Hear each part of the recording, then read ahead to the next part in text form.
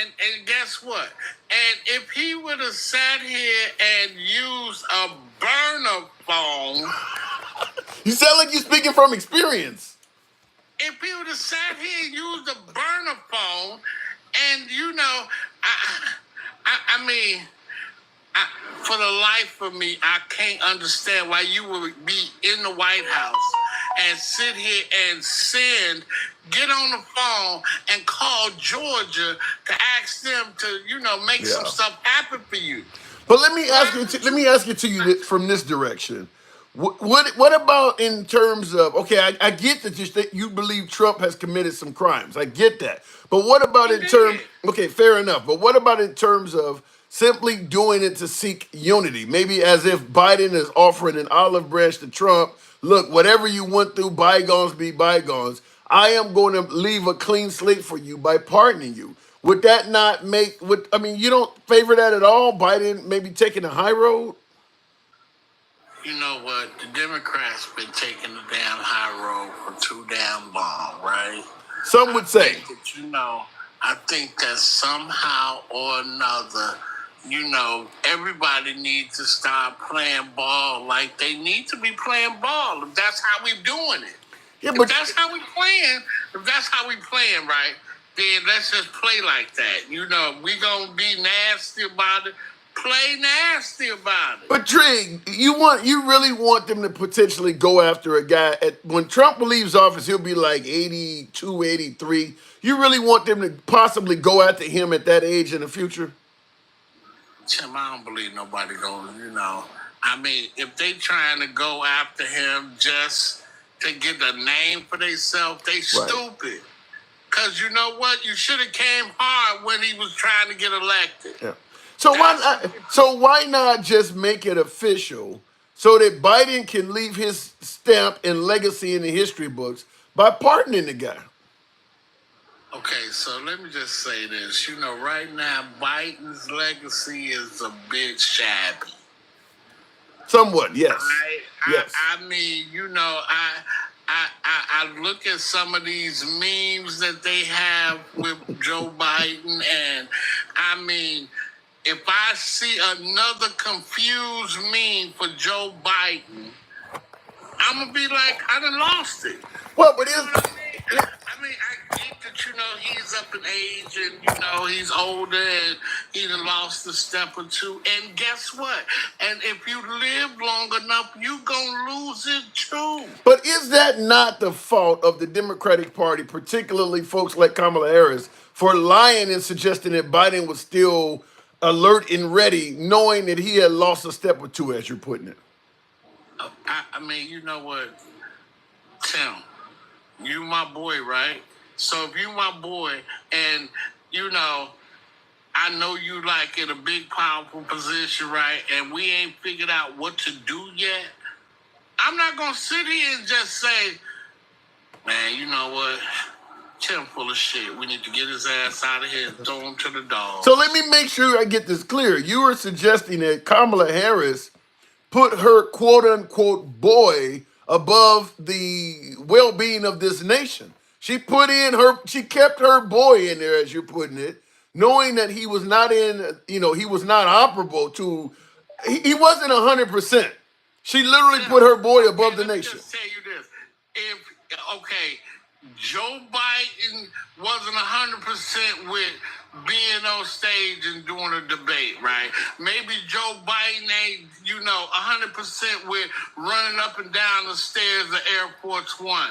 But I believe that, sitting behind that desk and just, giving a chance to think about stuff, I think he still got his faculties. Well, did you see what happened on June 27th at the debate? I just said with the debate, yeah, I saw the debate. Both of them. I saw both of them. What did Trump do? I saw the one with Donald Trump and Joe Biden, and I saw the one with Donald Trump and Kamala Harris. And yeah, What did Trump do at the debates to make you think he was not within his faculties comparable to Joe Biden? Tim, I'm listening.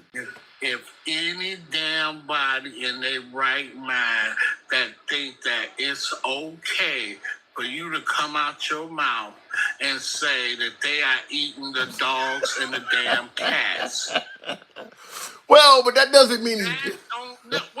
On national goddamn TV, and then when they sit here and fact check you on it, you tell people, I just heard that.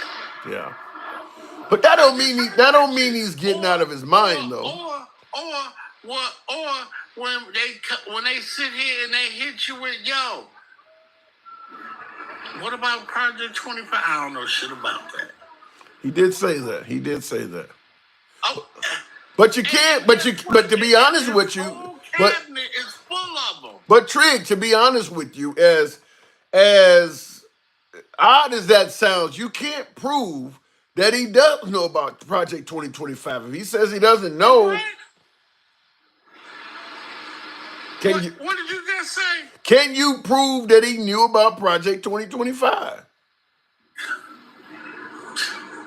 Tim, haven't you seen these the guy where the run that's running Project 25, and he literally said that, yo, Trump gonna try to distance himself because he has to. Yeah. Because I mean, he can't just go to the public and tell them that, yo, this is what we want to do. Yeah, I mean, I get that. I obviously get that he's going to try to distance himself from it. That makes sense, but you're saying you feel confident he knew about Project 2025 and just lied to the American people. Yes, very much so. And yet he still won the popular vote. How did that happen? See, you know what? That part I'm gonna keep to myself. They'll sit here and say, "Oh, that's not right. You can't believe that." I'd like to know though. I mean, he didn't just win the Electoral College; he won the popular vote, and you're saying he did so while knowing about Project 2025 and actively lying about it. I want to know. How could that be so and he win the popular vote at the same time? Tim, I'll just say this, right? The country as a whole, I don't care if it's men, women, the young kids, or I won't say the uneducated because that's wrong. That's just wrong to say, right? All right. But most of those people out here, they are not ready for a woman president. Okay, well let me give you the adverse to that. In the comments, Mindy, and this is a female. Mindy says because we don't want another, more of the last 4 years. What about the notion that maybe Kamala Harris lost because the last 4 years have been so despicable to a lot of American voters that they just want something different?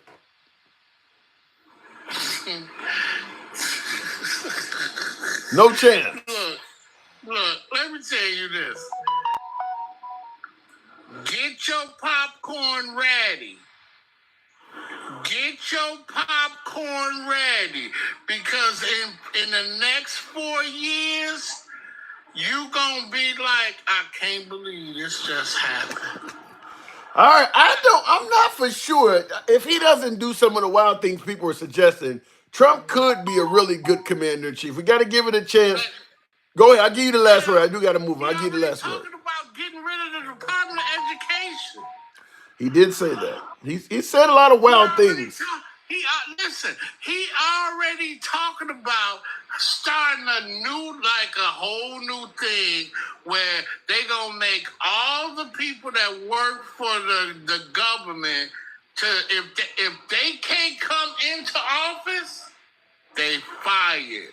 Well, every politician says they're going to do things that they don't actually carry out once they're in office. If he doesn't do some of these things, he could be a great commander-in-chief. I got to move it on, Trig. Thanks for coming through as always. You still got hope and dreams. I swear you do. Now, I'm gonna need you to stop that shit. I still get hope and You dreams, know huh? how bad it's gonna be. Why you I still be hoping and praying for a new day? I just want to keep America great, man. Give me a chance. I want to keep America great. I gotta And move it on. that's some underlying bullshit. I'll let All it. right, Trig. All right, Trig is definitely driving a hard bargain there. And by the way, I meant to ask my last guest, but I'll certainly do this for upcoming guests. In addition to asking should Biden pardon Trump, I am leaving myself on the chopping block for dissenting opinion. I want to ask you folks.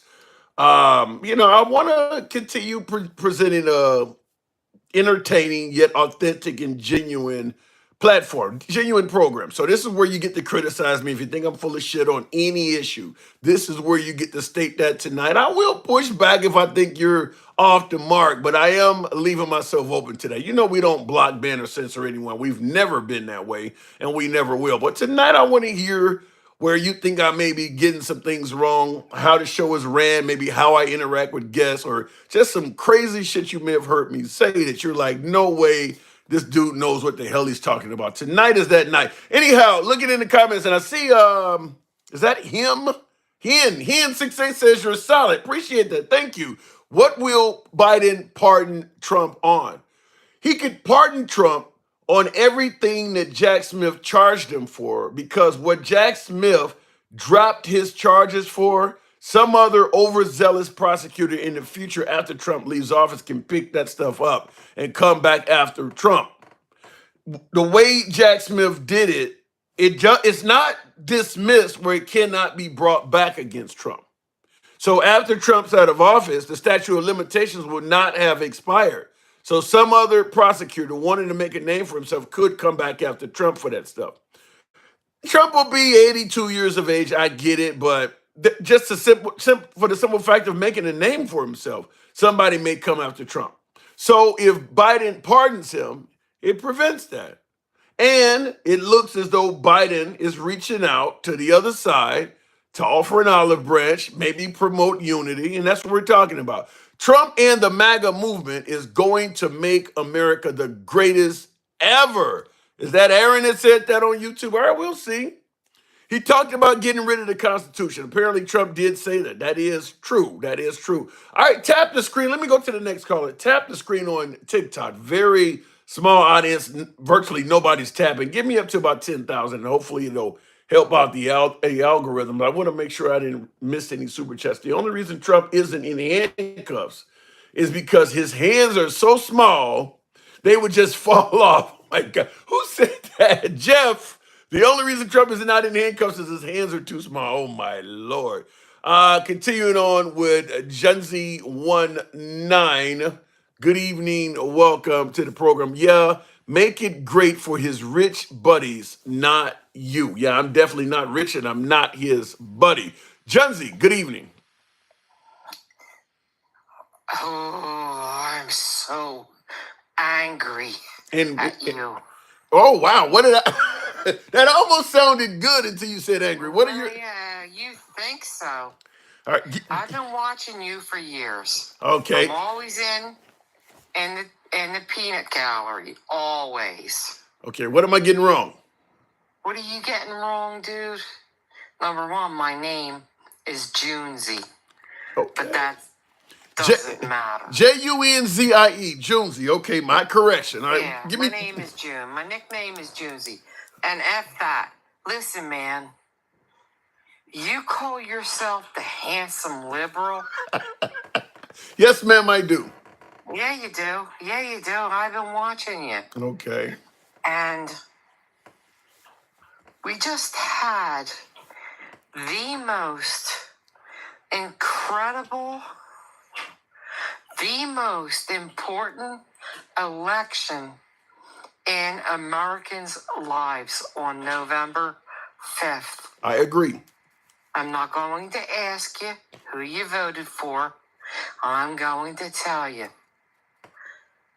Americans, all of us, except the very wealthy people,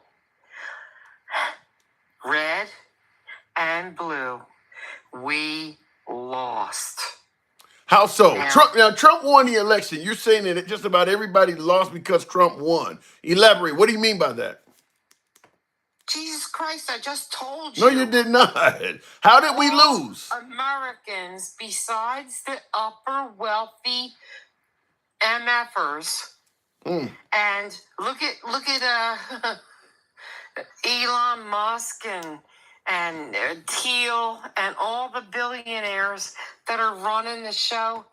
Look, dude, you got to admit to the rest of us, we have turned into an oligarchy. You're telling me that if you're not rich, there is nothing good about electing Trump? No, there's nothing good about electing him. Let me ask you a few questions then. What if But you're over here, like, I know you have to run your game and you got to make your money and all that. No, And I want love no, you. let me hold on, hang on. Let me ask some And you're legitimate questions. handsome and all that shit. But you got to make your dough. Okay, But okay, hold on. Let's have a hold on. you're going to sell your soul Josie. down. Josie. Okay, I'm not selling my soul, but let me ask you, what if you are poor, but you believe in protecting the life of the unborn? Did Trump not deliver on that? Oh, God. Yeah, he did. Okay. So there is something in it for average people. I mean, protecting your gun rights, I mean, that's something Trump is likely to do more than the liberals. Is that not something that may be beneficial to poor people as well? No, not be. Well, come on, man. I'm You're an listening. intelligent man. You've seen all the clips. You saw what he said when. Oh God, I was just in it alive when they played it, and I watched it live at his big, gigantic table where everybody was sitting, and he said, well, wait a minute, take the guns, worry about Due process. thank you. All right, that's a good comeback. That is a good comeback. And he did say that. It's never been rectified.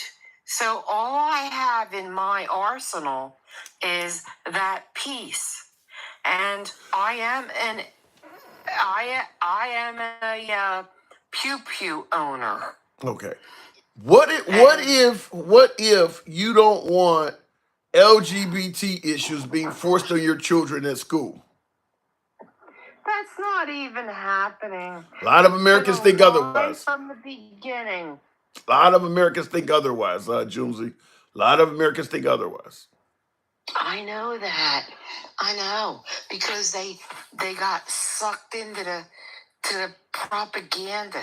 Now listen, man, you gotta understand, Putin is trying and has.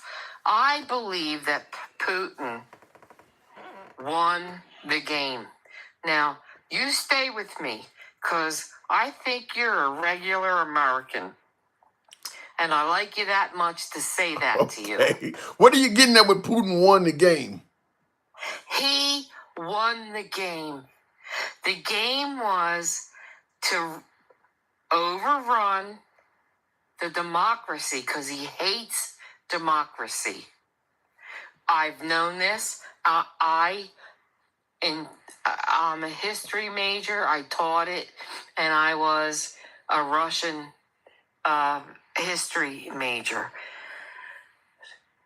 You yourself was a Russian history major, so and you think that And Putin is a KGB dude. I see you, Stick. I see you in the comments, Stick. So let me ask you this: Trump has stated he could end that war in a short period of time. Do you not think that would be a good thing for all Americans? Oh no, he's full of shit. Based on what? The war, what? Between Ukraine and Russia? Yeah. Is that what you're asking? The war that did not happen when Trump was in office, but took place under Biden. Do you not see where under Trump that war didn't happen? Maybe that gives. war started under Obama in 2014 when they tried to take Crimea. Well, actually, Come on, man. Stay with me. they actually took Georgia in 2008, so there's more even before Crimea. So at the end of the day, though, and let's get back to Chechnya. Go back a little bit more. All right, so It has been his. Here's what I want to end with, because I know you need to move on and get the next one up. All right, what's your last word? Putin took over in the late 90s, but he was a KGB agent, still is. He knows how to fuck with people's minds. And Trump, what a dope. He's easily like, oh, you're so smart, your hair's cool, blah, blah, blah. And then he could get him. And he also knows that Trump has been wanting Russian real estate back from the 2000s, earlier than that. Here's the end of my... Here's what I have to end with. Putin owns us. We're done. He owns us. He was the one that had never had to fire one shot. Okay. All right, I gotta move it on, but you saying that Putin owns us. June, come on through anytime. I appreciate it. All right, moving on with the program. No, that was a bit challenging. That was a bit. I'm gonna leave that alone. I'm going to continue moving on with the program. We're just going to make a smooth continuation. Imagine voting for DEI and being white. Wow, says Damian H. You know now I'm assuming you're talking about. Wait, when you say imagine voting for DEI and being white, wow. Are you saying that Trump is DEI? What do you mean by that? I'd be curious to know, Damian H, in the comments. What do you mean by voting for DEI and being white? Are you saying that whites voted for Kamala Harris if she was DEI? I'd like for you to elaborate on that, because I do have a bit of an opinion on that myself. I can smell her fumes from here. Madam Do Good, or shall I say, Mr. Franklin. I'm gonna leave you guys. A lot of folks were indicating that they thought my last guest may have been a tad bit inebriated. I'll leave that alone though. Tap the screen. I see you too. Hen68 says me too. Tap the screen, get the likes up. A lot of lazy thumbs in it. We should be around 10,000. Can certainly make that happen. The very self-loathing nature of it. Well, I will say in regards to the DEI thing, like a lot of things in this country, and man, I hate to go to race, but DEI is all about that. This shit never becomes an issue until non-whites start benefiting from it. What do I mean? Diversity. I'm having a Biden moment. Diversity, equity, and inclusion.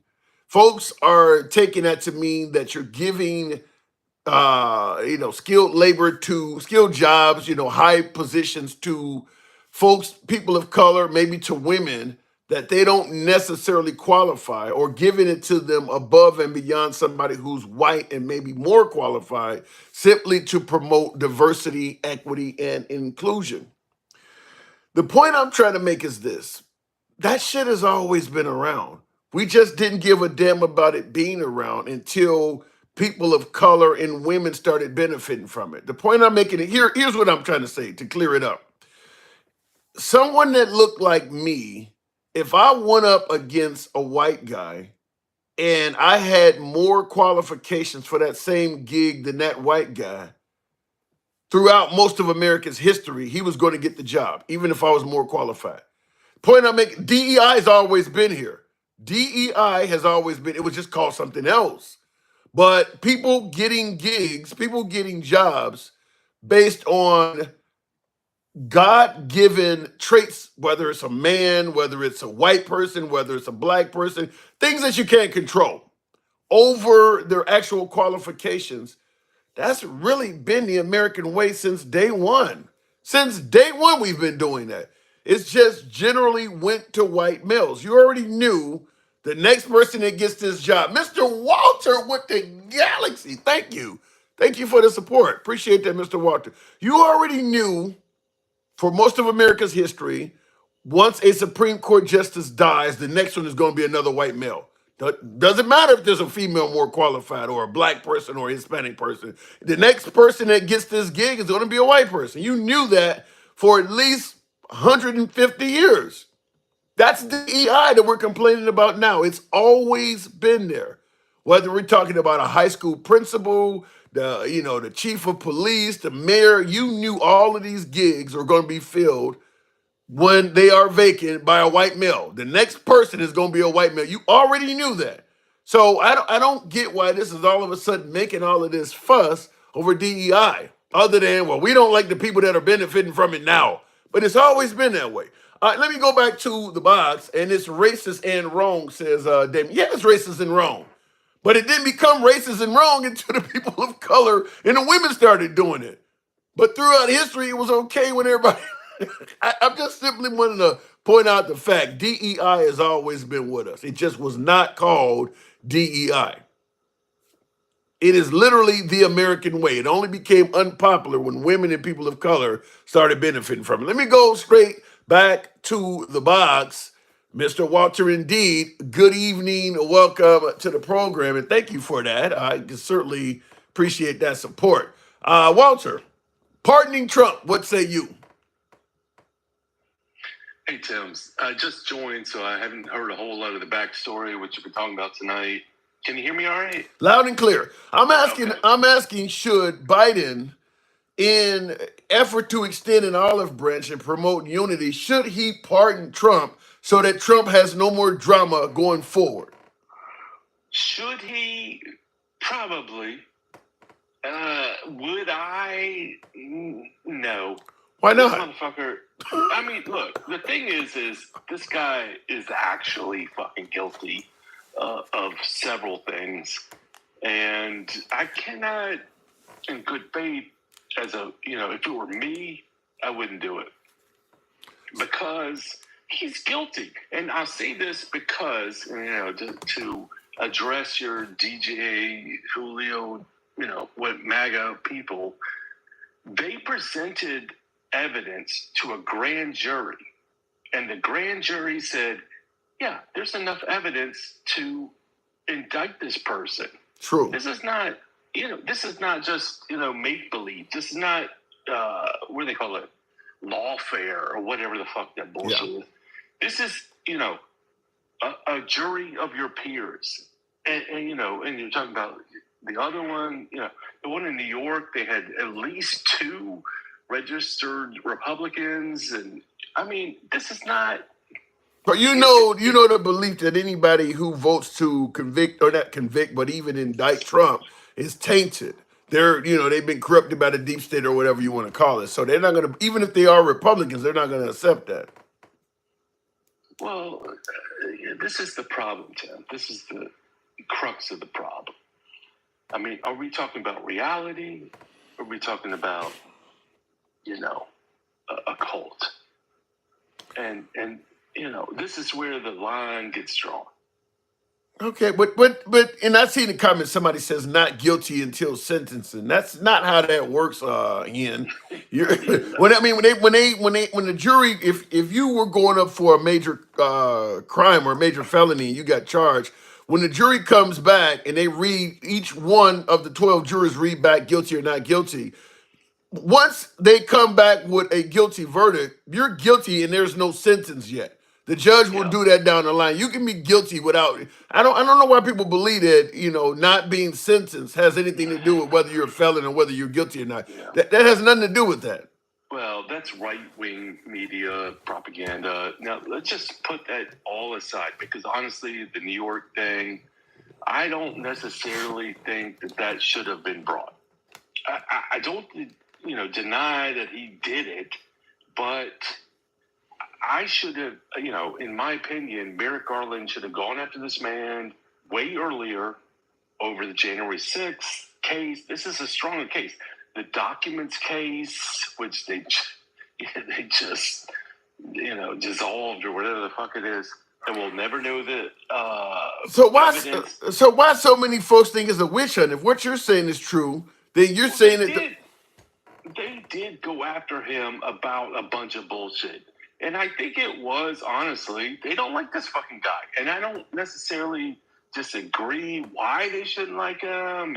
But did they overstep? Yeah, I think they did. I think New York overdid. So you admitting some of it is a witch hunt? Oh yeah, no, it is.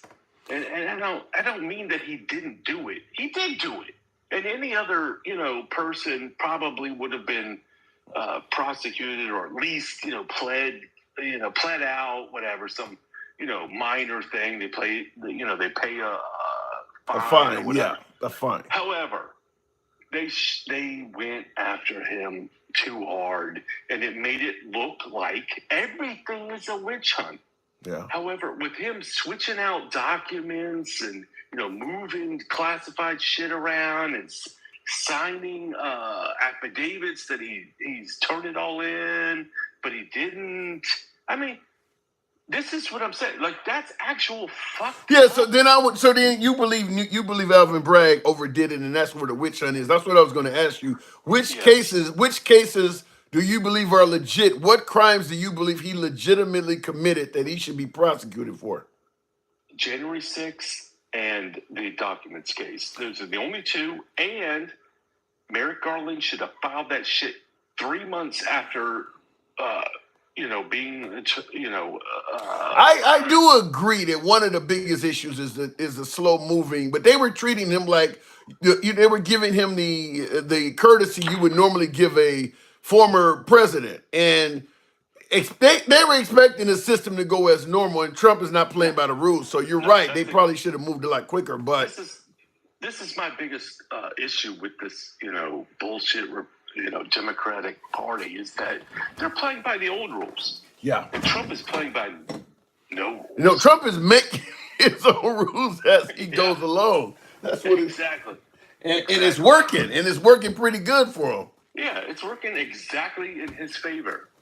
And, we'll see what happens. And all I want to end on. Wait, before you get to your finale, Snuggles in the comments is saying what other folks are saying, that there was no January 6th thing. What did you think? Because you're saying you believe Trump should be prosecuted and held accountable for January 6th.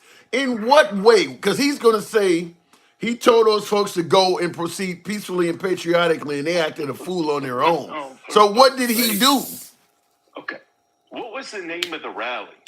Stop the Steal. Stop the Steal. And did he invite people to come to stop the steal? Yes. And what was the call to action? To stop Biden from stealing the election. And it would be what? It would be wild. Well, that's what Steve Bannon said. No, that was not what Steve Bannon. That was what Trump said.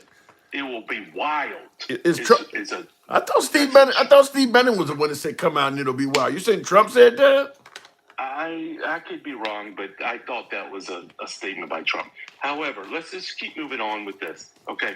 He said, stop the steal, come on out. Right. He said, we have to fight like hell. That is true. He said that 12 times. He said, let's go peacefully. How many times, Tim? Once. How many times did he say? Once. He said once. Right. He said this, and Rudy Giuliani said it's going to be trial by combat. So, I mean, you tell me, Tim, what do you think that message is? But the problem is it's not a direct call to do what they did. Right. I get it. It's inflammatory language. Let's say it's not a direct call, all right? It's not a direct call. But it happens, right? They go down there, they break into, or, some of them let them in because they don't really know what to do, whatever the case. Mm-hmm. They're in there 4 hours. 4 hours. They're fucking around and climbing walls and breaking into shit. And his entire team is telling him, you really, you got to say something and you got to stop this. And finally, 4 hours later, he does. And what happens when he does? It 2 stops. minutes after he stops. tweets to stop, what happens? It stops. They stop. Yeah. They stop. So you tell me what kind of president deserves to be reelected after that? Well, but there's a difference between suggesting that day disqualifies him from being reelected and said he should be charged with with a federal crime. There's a difference Okay. there. Okay. Regardless. Let's say it doesn't. Let's say there's no charges. What kind of president should be reelected who let that fucking shit happen for 4 hours? Well, The minute he said, "Let's stop it," they stopped it. yeah. Why do you think? No, Keep in mind, as bad as you're portraying Trump to be, he won the popular vote. So he didn't just win; he won. Why do you think if the guy is that bad as you're suggesting? Why do you think he won the popular vote? First of all, he didn't win the more than 50% vote. He won. Yeah, he did. More than the Democratic vote. But if you add in the third party vote, he did not win more than 50%. He won more votes than anybody else in the damn race. Okay, but he didn't win more than 50%, is what I'm saying. Okay, the popular vote is more than 50%. All right. Well, put it this way. He's a Republican that got more actual votes than the Democratic candidate. That doesn't generally happen. Less percentage votes than Biden did. That's all I'm saying the last time. All right, look. Get that man his credit. You sure you don't have TDS? And somebody say, get that man some credit. Come on, man. We've talked about this before. Come on. Man. Right. Here's what I'll say, and I'll just close on this. All right. This man basically capitalized on the fact that shit is expensive. Yeah. And we just are coming out of a fucking global pandemic. And he capitalized on it. And he capitalized on the fears of a legitimate border issue that Biden and, halfway, let's say Harris, should have handled. So he was a better candidate than Harris. On the border? On the most important issues, on the economy, on the border, on global affairs. On the economy. No, look, man. He rode in on the coattails of Obama and did a good job of not fucking it up. Oh, and then COVID hit and he fucked that shit all up to fuck. You sound like Joe Pesci. You sound like Joe Pesci describing what happens in the drive-thru. Yeah, come on. All right, I gotta move it on, but you sound like Joe Pesci describing what happens in the drive-thru, Mr. Walter. All right. Thank you. And by the way, thank you for that. Thank you for that galaxy, man. I appreciate the support. You got it, buddy. You deserve it. Much love. Damien H says, I'm just saying that it started all around 16, all of it. Started around 2016. It's all related. I'd like to know what are you saying started around 2016? I didn't see your previous comment. By the way, tap the screen. I don't know if I'm going to get 10,000 out of this crowd here. The thumbs in this crowd is, I guess, asleep. Maybe the topic sucks. I am on the chopping block asking for criticism this evening. Let me know what the hell you think I'm missing the mark on some of these live streams. Some folks feel like maybe I'm not. Maybe the authenticity is off, or it's not as genuine, or I don't know what the hell I'm talking about. Tonight, I'm leaving myself open for the criticism. I want to hear from you folks. We'll push back where we can, but I'm always open to constructive criticism. That's why I am a big fan of free speech. So tonight's the night. I remember with Obama, the milk and gas, very high price. You said under Obama, the price of milk and the price of gas was high. Out of the 8 years Obama was in office, I believe that stuff went down in price, though. I mean, there was a time. If you're in office for 8 years, there's probably going to be some bad points. I mean, we can talk about how great Trump's economy was. Well, during the pandemic, things got bad. I mean, that's just the way it is. I mean, you're in there for 8 years. There's going to be some good and bad points. Tim, you say you are feeling a little like Trump, empty. Billy, I don't think I'm feeling empty. Haven't seen Moose since y'all lost. Where did the TikTok tough guy go? Stevie D, I haven't. Yeah, I've seen Moo, the Tuxedo Cat, on a few lives. I have not seen him much either. There are some people that are really unhappy that Trump lost. I mean, Trump won. There's some people that are really unhappy. I mean, there was a lot riding on this election. Both sides felt the world was going to end if their candidate of choice did not win. And the liberals didn't make it, so they feel quite a bit down. And I will say, whoa, whoa, Mr. Walter, thank you. That was beautiful. Appreciate it. Moo didn't go anywhere. He's on every day, says Archie Eagle. Yeah, maybe he just doesn't favor where I'm at. Maybe, knowing that I have both liberals and MAGA on the program, maybe he doesn't maybe he feels that maybe MAGA might gloat or something like that. I've seen him on some programs where it was more liberal leaning lives.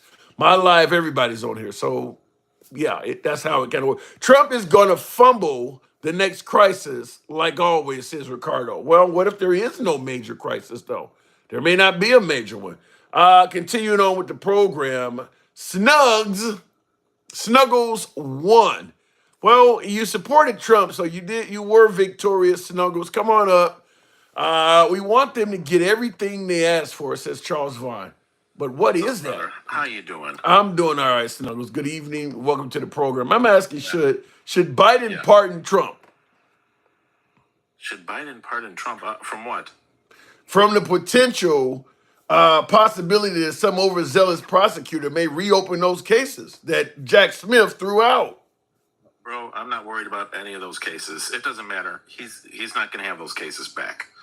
And those convictions are going to be overturned, bro. All right? He's not a convicted felon until the judge has the final say. That's not true, Snugs. That is not true. I just had an interview with Michael Cohen this morning in Zeus's Live. Michael Cohen says that the judge has the final say to those convictions. Because he can dismiss them, he can drop them, he can overturn that, bro. You'll see. Okay. All right. I need to hear. I would need to. Sentenced. I thought you guys had him good. Say Why that. isn't he sentenced? Well, they didn't. If he had lost the presidency, they would have sentenced him. The reason in my opinion, the reason they didn't sentence him is because they knew he has the power and is not going anywhere. But the whole part of this was to get him in jail, and you guys failed.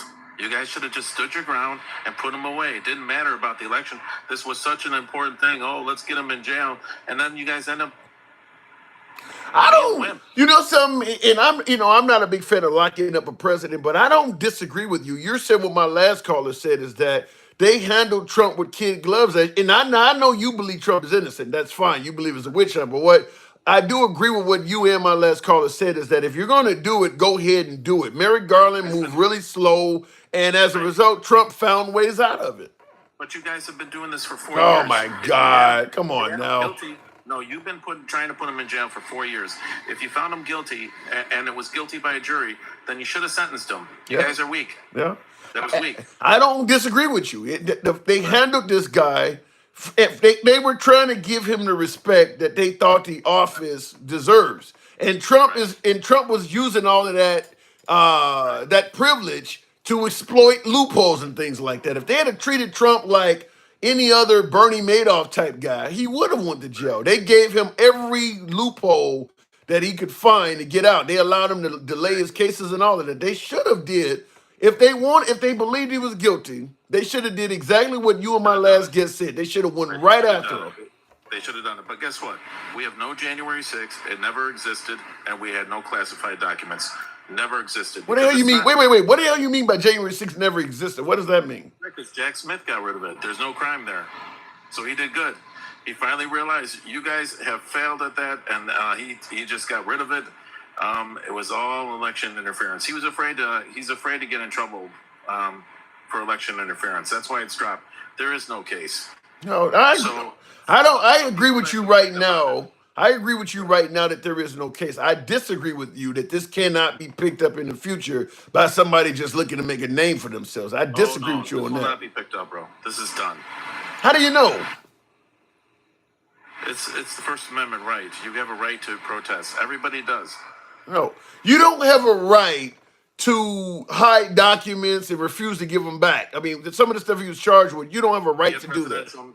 He was the president at the time. He had presidential immunity, and No, he that's why they didn't. dropped the case. No, he didn't. They were coming to his place in Bro, Mar-a-Lago. it was dropped. It was dropped because he had presidential immunity. He was the president of the United States. You know what? As a matter of fact, when he's president, he will classify those documents that are going to be in this case anyway. He's going to classify everything, bro. Yeah, I don't disagree with you that him winning. I don't disagree with you that him winning changes the whole playing field. But if he didn't There will win, be no case because he's going to take those documents and classify them if they're not classified. It's no problem, bro. does that not look corrupt? No, he's the president. Why would you classify documents at your house if they are so sensitive that they need to be classified? Why were they at your house unclassified to begin with? What documents are you talking about? There's no case on it. The ones you're claiming he's going to classify. Wait, what documents were there? So we can really go back and forth on this. But as a matter of fact, to tell you the truth, there is no classified documents. There's no case, bro. Okay. So whatever documents were laying around at his house that didn't go to court could be classified because he didn't break the law, bro. Right now. So what were they asking him to return that he was refusing to give back? I have no clue on what that was, but whatever he has at home is cool now. Now, I mean, no laws were broken. He was president. He had presidential immunity, so he can classify everything. Bro, tell me the court docket number. Tell me where the law was broken. The law was broken where I just told you. You said you don't know. Right. But there is nothing that was broken. I just gave you the example. He had documents in his house that he was refusing to give back. I asked you, what about those? And you said, well, I don't know. That's the crime. Examples don't get you a prosecution unless he's prosecuted. He was prosecuted. You're giving me examples. Was he prosecuted for those examples? Yes. No, yes. He wasn't. He didn't go to court. He wasn't found. Was he found guilty? The charges were dropped before the case culminated, but he was prosecuted. So they were dropped, so they're done, bro. It's over. Okay, all right. You and I disagree on the notion that this cannot ever come up. It may not come up. You might be right, but it can come up. It will never come up, bro. Why are you so certain? Huh? Why are you so certain? Because the cases were dropped without prejudice, or whatever how you say it, where you can't take it up again. I don't believe that. I think Jack Smith dropped the cases. They weren't. I'd have to look into that. I don't believe they were dropped where they cannot be brought up again. Right. It will never be brought up again. All right. We have a strong cabinet coming in. They're going to clean up. They're going to clean and sweep these people across the board. These people, the judges and the prosecutors across the board, across the United States, clearly had election interference. It was clearly election interference, and they knew about it. They knew he had presidential immunity, but they went ahead to try to knock him down, and it didn't work. If you want to talk about election interference, in my opinion, the whole claiming of stop it the steal is a perfect example of election interference. I mean, him showing up on January 6th saying that Biden was still in the election with no evidence or proof. That's the First Amendment. That's a First Amendment right.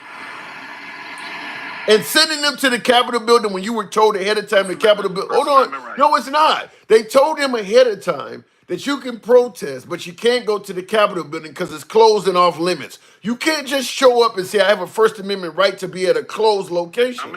How many protests other than Donald Trump's went into the Capitol building without being prosecuted? The ground protests. Well, Snugs, across America. Snugs, the grounds were closed. There's a reason the barricades were there. Those grounds were closed. And hang on. When Trump got the permit to protest, they told him you can protest where you're going to be, but the Capitol building is closed. And they promised him they were not going to go to the Capitol building. And they went there anyway. So when the grounds are closed, the doors were open.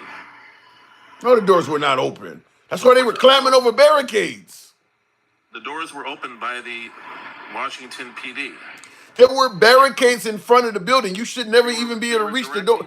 Hold on. No. You shouldn't be able to reach the doors at all. If you got to remove barricades to get to the doors, the fact that the doors are open it makes no difference. Why did you remove the barricade? Bro, the Capitol Police invited them in, though.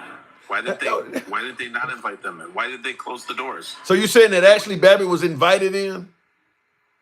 I'm talking about all the protests. Have you seen the cameras? Did you see Have the you people? seen what happened to Ashley Babbitt? Okay. All right, so they got in there, right? Were any of the ropes or in the building knocked down? Did they look like they were running through the Capitol? You didn't see No, wait. You didn't see nobody climbing the walls or breaking any windows. They were all just Bro. let in. Bro, I'm talking in the building. They were walking around like it was a tour. How did they get There was a in? really- How did they get in? The doors were open. The Capitol Police were waving them in. Did So you see some of hold that? on. So if the doors were open and they were waving them in, then why are there videos of people busting windows and Wait. climbing walls? That was outside, bro. Why? Outside. Why would you do that if they're letting you in? There were people handing weapons outside from You're inside. you're not answering it. You're not answering the question. If there are police Who was letting you inside? in, you're Wait, not who answering the was question. You're not. Let me if- tell. I'm answering. Who was inside handing out the weapons to these people in masks? How did you get in? How did you get in? Hold on. Trump voters don't wear black masks on their face. They don't. I've been to 100. There's hundreds of fucking Trump rallies that they don't wear black on their face, bro. They also don't remove barricades either. Bro, that wasn't them. How do you know? You'll find out. You'll find out because it's going to be investigated. So you're telling me that the people that were climbing the walls and breaking windows, those were not Trump supporters? Right. Nope. There were vans parked underneath the FBI agency that when they went over there in vans and buses and they dressed in Trump gear. You're going to find that out, bro. Any idea why Trump referred to that as a good day and a love fest if they were there doing that? It was like the Summerfest in Portland, and you guys can't explain that in BLM protests. I don't know. I don't know if deflection is an answer though. You comparing Portland. He said that day was a love fest. Why did he say that? It was a beautiful love fest. We were trying to stop Mike Pence from putting the election through because 100 members of Congress were asking Mike Pence, please don't put it through, because 50 of the states were questioning the election, and we asked Mike Pence. Mike Pence was supposed to follow the Constitution and not put those votes through, but he did. That's why we were there to stop the steal, because Pence knew what he should have done, and he should have waited and investigated those 100 Congress members that asked for Mike Pence. And we're 4 years out, and it's pretty clear that if Mike Pence had did what Trump said, Biden would have still ended up being president. He has presented no evidence to suggest that there would have been a reason to flip that election. How would we know if they didn't investigate the 100 Congress members that had evidence? I can't tell you what. You presented so little evidence that the judges thought your case was bullshit. Right. So when they didn't do it, that was treason and fraud on their part, and they should have investigated. How is it treason and fraud? Because they broke the Constitution. They're supposed to investigate it for 10 days, and they didn't. That's why they had case number 22-380 of the Supreme Court. If you read that out, that's what it states in there. And I see Louis Desjardins on the comments says nothing this guy is saying about the law is how it really works. That's because they're sore losers. They haven't listened to us Republicans for 4 years. We won the election. We won the House. We won the Senate. They still don't believe us, and they're still going to whine. They haven't done their research, and Snuggles is on top winning daily. Okay. And I do see your comment. Louis says those charges were dropped without prejudice. That means they can bring them up again. That's what I thought, but I'm not holding my breath. And I agree with that 100%, Louis. I don't think they're going to do it. Huh? Tell Lewis that you lost. I think Lewis is aware of that. Ain't coming back, Lewis. All right, Snugs. Well, congratulations on your win. I do got to move it on. One more question before I go. One more question. Sure. Did you vote for Donald Trump? No, I didn't want the police to get immunity. You're such a liar. You voted Donald Trump. You lying son. I didn't think, let me, I've said this, Snugs, I said this on your live and I said it on my live several times. I didn't think Trump's administration was terrible or all that bad at all. When he started talking about giving police immunity from prosecution, I didn't care about the economy no more. When he started saying... But you had that cute smile and you keep on fluffing me out and deflecting. You voted for Donald Trump, didn't you? I gotta go. Here, have some of this finger. I gotta go. I'm out. All right, Snugs. Good talk. Snugs is always welcome on the program. Snugs is a friend of the program. I go to his live as well. We don't agree on shit, but I always enjoy the sparring back and forth with him. Furback says gas won't be cheaper, and he will sell us out to Putin. He will sell us to Putin. You think Trump is promising he's going to end that war? You said he's going to sell us to Putin. I hope you are wrong. Real quick, Lewis says MAGA won the election, and everything you are saying is wrong. Referring to my last guest.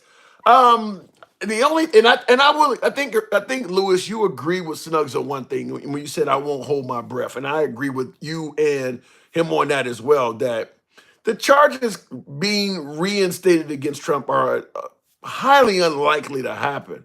But as Lewis pointed out, without prejudice, which is the way I thought those charges were dropped and dismissed against Trump, they were done so in a way that they could come back. There is no reason for those charges to be dismissed with prejudice. Why would a judge dismiss the charges that Jack Smith presented in a way that nobody else can bring them up? The judge would have to have some legitimate evidence that Trump has no that there's no reason to ever represent these charges. In other words, they're bullshit charges, or the evidence is lacking, or something like that. I think everybody knows that the only reason Jack Smith dropped those charges is because Trump won the election. That's not a reason to dismiss those charges with prejudice. And that's why I believe they were dismissed, as Lewis pointed out, without prejudice. I mean, that's the only reason he dropped them, is because he knows Trump has the power now to interfere with the case, and he has no chance of producing a decent case. It's because Trump can interfere with it. Why would a judge say that alone is enough to make it so the charges can never come back against Trump? The judge has to have a reason for why he would dismiss the case with prejudice, and I don't think there's a reason. So yeah, the case can come back. Probably won't, but it certainly can. Let me continue on with the program, though. For those who are tapping the screen, let's see if we can make 20,000. It's gonna be hard tonight. A hell of a lot of lazy thumbs. Maybe I need to go on the other platform. I don't know, but tap the screen, get the likes up. Real quick, I do want to respond. Tim, what it says? What the hell does that say? Tim, you can't debate stupidity. Okay. I don't know if I think Snugs was gloating. I don't want to say he was stupid. I think he was gloating. That's where that was coming. It was coming more from a position of, I won, nah type deal. Let me go back to the box, but I don't want to say he was stupid. I think it was being done from a standpoint of gloating. Director of Homeless. Does that say Homeland or does that say homeless? Let me try that again. I don't know what just happened there. TikTok is acting flaky tonight. Well, I'll move it on. Twisted77. Good evening. Welcome to the program. He didn't win. America lost. He will see soon. So you're saying that Trump did not win.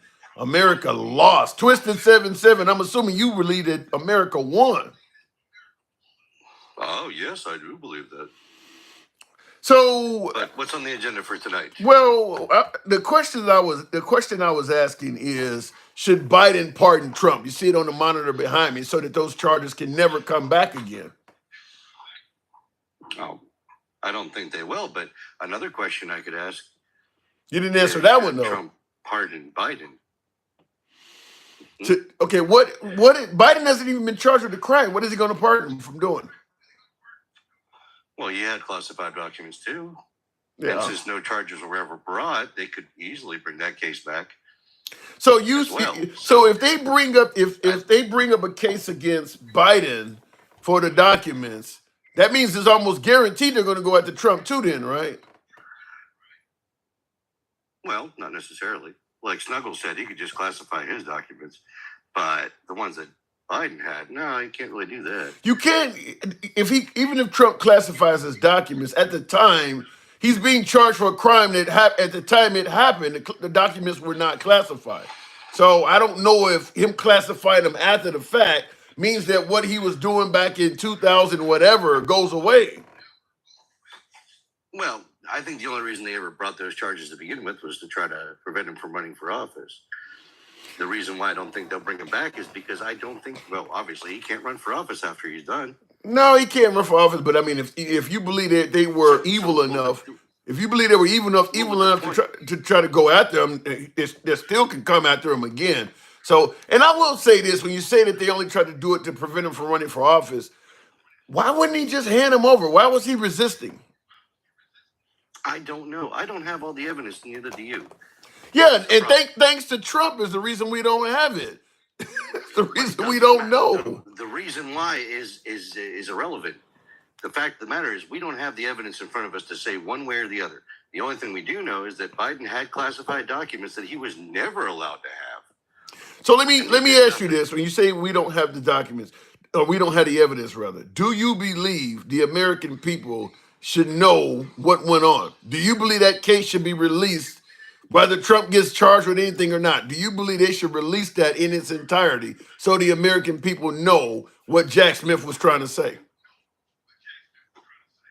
No, because the charges were dropped. So no transparency at all. What's the point? Again, what's the point? Well, the point is, other than to smear his name, what is the point? That's what. But that's the problem. He has it. Wait. You say other than always about smearing Trump. You saying other than to smear his name? We don't know his name has been cleared. It's not like he went to court and won. He went to the election and won, and therefore is able to silence the case. Just like with Matt Gaetz and that whole investigation. Just because you don't know what they were investigating him for, don't mean he's innocent. I mean, it's not to smear his name. It's just to simply say, here's what Jack Smith was producing, and here's what Trump stopped from coming to light. Again, did you ask for that same transparency? What classified documents did Biden have in his garage that he wasn't allowed to have? Did you ask that question then? Did you ask for that same transparency? I believe Biden voluntarily gave up what he had. It doesn't matter whether he voluntarily gave it up or not. He was never allowed to have it. He was never president when those documents were in there, okay? He was not president at that time. Well, but that's what were those documents? Did you ask for that same transparency then? If you didn't, then no. But I don't. Here's the issue, Twister. I think what you're not getting. I'm not saying go after Trump for possession of the documents. Go after Mike Pence for the possession. Hold on. What we're saying is two out of three of these gentlemen, when requested, they gave up their documents. Trump is the one that continued lying, trying to hold on to them. If Trump had just gave the documents up, he'd have been just like Mike Pence and Joe Biden. There would not have been a case. He was fighting to keep his documents. Why is that? I don't know. And that's what we want to know. The evidence. But again, I asked the same question. What classified documents did Biden have? Why was he keeping them? Why did he have them? And what were they? You didn't ask for clarification there. You didn't ask for any transparency there. You said, oh, it's okay because he just gave them back, forgetting the fact that he was never allowed to have them. Yeah, well, we can, if that, for shits and giggles, if that satisfies, knowing what documents Pence had, knowing what documents Biden has make you happy, fine, we can do that. But I'm saying once we knew Trump had documents, why did he continue to refuse to give his back? The other two guys didn't do that. Again, you didn't ask then. Now you want to ask now. It was asked then. It was going to court. Saying, it's okay. It's okay. You're not allowed to know. We're not allowed to know what they were. How were they? They're classified, right? No, I'd like to know why the FBI. I'd like to know why the FBI, spread all those documents out on the floor, made cover sheets for them that said classified, and took a picture of them. What was the point of that? Probably to smear his name. Okay. Is that constitutional? Is that part of their job to smear somebody's name? Is that part of their job to take fake photos? Okay, to stage photos. No, they're not fake. What do you mean by fake photos? Are they fake documents or are the documents real? I don't know. They made cover letters. That said classified. Put them into these folders. Put them on the floor. Took a picture. They staged a photograph. For what purpose? The same thing they do when they go into a drug person's house and they take a picture with all the proceeds. That's what the FBI does that all the time, and we don't give a damn when they do it to somebody else. That's different. They take the evidence. Sure, I get what you're saying. They take all the stuff and they line it up and they take a picture of it. But they're not producing fake cover letters to put on there. I don't. They do that. I didn't hear that the cover letters are fake. That's a fact. That is a fact. I have not. Fake cover letters saying what? That classified? That, yes. So you're saying that the folder said classified when what was in it was not classified? I don't know what was in it. And that is why I'm saying, and that very statement you gave is why I'm saying they need to release it so we know. But what I'm saying is the FBI staged a photo for what purpose? You said to smear their name. They do that to everybody, though. That's called a perp walk. They do that to everybody. They are not adding stuff to everybody. You don't get it, do you? I don't see any solid evidence that they added stuff as you're saying. It's in the court records. I haven't heard that they added stuff. You're saying that they put folders down and say classified when nothing classified was in it. No. You're adding to what I said. What did you say? That I said they took documents, those documents that they found wherever they found them. Okay, they put them on the floor. They added a cover letter to each one of them that said classified on it. Okay, and then took a picture of it. So what were they going to do? Not put the cover? Oh no! What were they going to do? Not put the cover letter on top so that we could see what the classified document actually was? No, I'm saying why did they do that to begin with? They didn't have. They could take a picture of folders that said nothing, but they added that classified thing to them. Why? Why did they do that? Why did they stage those photos? If what's under there is, who did they stage those photos? I repeat, if what's under there. If what's under there is classified, I don't see why putting a letter on that says what's under here is classified is wrong to do. Who did they take those photos for? The public. Where did you see those photos? Maybe people like yourself who would never believe. Right, Hold on. Maybe they took the photos for people like yourself who would never have believed that Trump had documents to begin with. But if we're not allowed to see them anyway. That's why I asked you in the beginning. That's why I would say that the agents that did that need to be investigated. For what? What do you mean for what? They added evidence that wasn't there. That is not a cover letter. Is not evidence. You're not being charged with a cover letter. That's not evidence. It's not going to come up in court. And why is it in the court documents that they did it? It's not going to. You're not going to be charged based on cover letters. You're not going to be there. That is not going to be factored in anything about your case. Is that they put a cover letter on top of the documents? What? So why you want to investigate an FBI agent for doing that? Intent. What was the intent? I want to know what the intent was. Maybe the intent was to cover up the actual document under there so people couldn't see it. For who? The cameras. Saying it's for the public. They went in there to get classified documents. They didn't need to do any of that. They could have taken a picture of a box and said, "Here, this is what we found." When you got half of the American public that is told not to trust the FBI, if you don't take detailed photos, the Trump side is going to say it didn't happen and y'all just made that shit up. But those are doctored photos. If they added stuff to it, then it's doctored. I'm just telling you why they may have taken so many detailed photos, because they know. Well, I don't know. Okay, but why were they released to the public? They shouldn't have been. I think the public. They staged a photo for the news. They staged a photo to smear his name. That's my opinion. Okay, and like I said, the FBI, when they do drug busts and shit like that, they do that all the time. They go and find a bag of weed or a big bag of coke or something. They put down how much it weighs or something. They put photos and letters next to that shit all the time. I don't know why it's so different on Trump. Well, I didn't see any photos from the stuff they took from Biden's house. Did you? I saw them say it was in his garage. I did see them saying that they found stuff in his garage and things like that. But with Biden's case, because he didn't know, because he gave them voluntary permission to go in there and things like that, the treatment is different. Trump was resistive from day one. His resistance is why all that shit happened. But were they illegal documents? Was he allowed to possess those documents? We don't know. We don't know. We don't know. That's the point, handsome. They treated Biden differently than they treated Trump. Because Trump treated them differently than Biden and Pence treated them. Matter. Yes, it doesn't matter how does. he treats them. No, it doesn't. They're supposed to be impartial. Oh my God. You serious? All of the folks we tell, if you're to just comply with the law, if you treat the law like shit, they're gonna treat you like shit. I think that's common knowledge from all of us Americans. If you treat them bad, the treatment is gonna be returned. Mm-hmm. Karma, that's what it's called. I gotta move it on, Twisted. We have a difference of opinion, but keep going.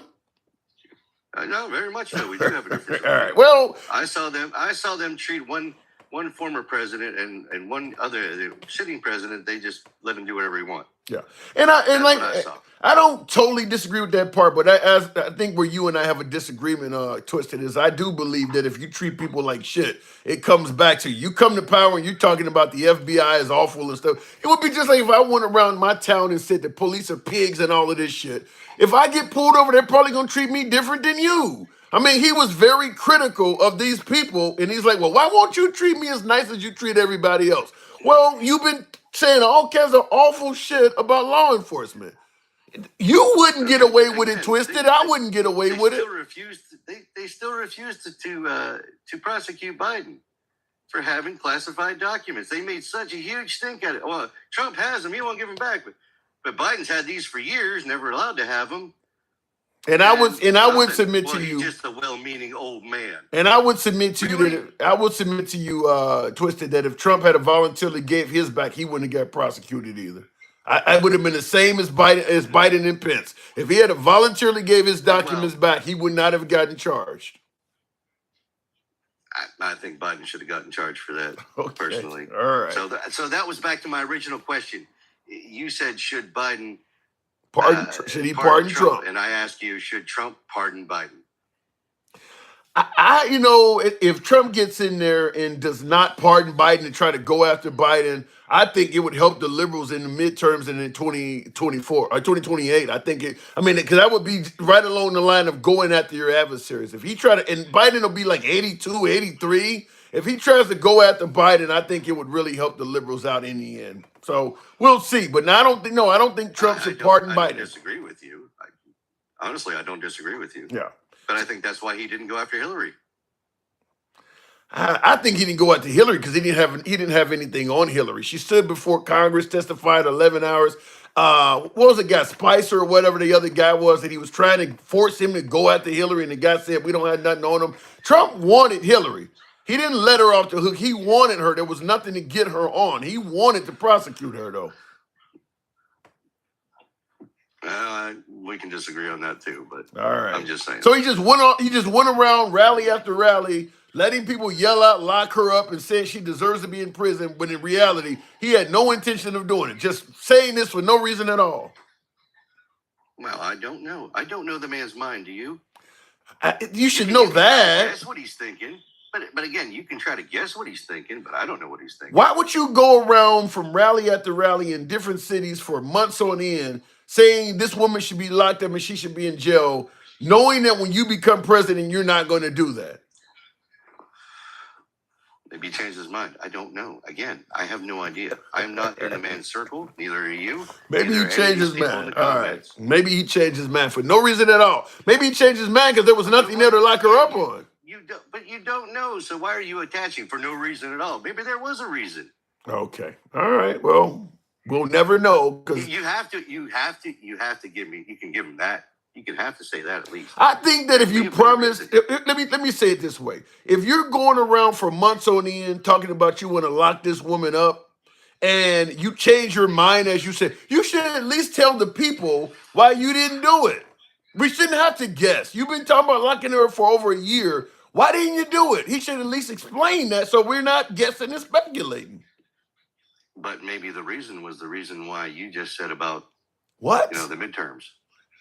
The reason might have been what you just said about if he went after Biden. Then explain that to the people.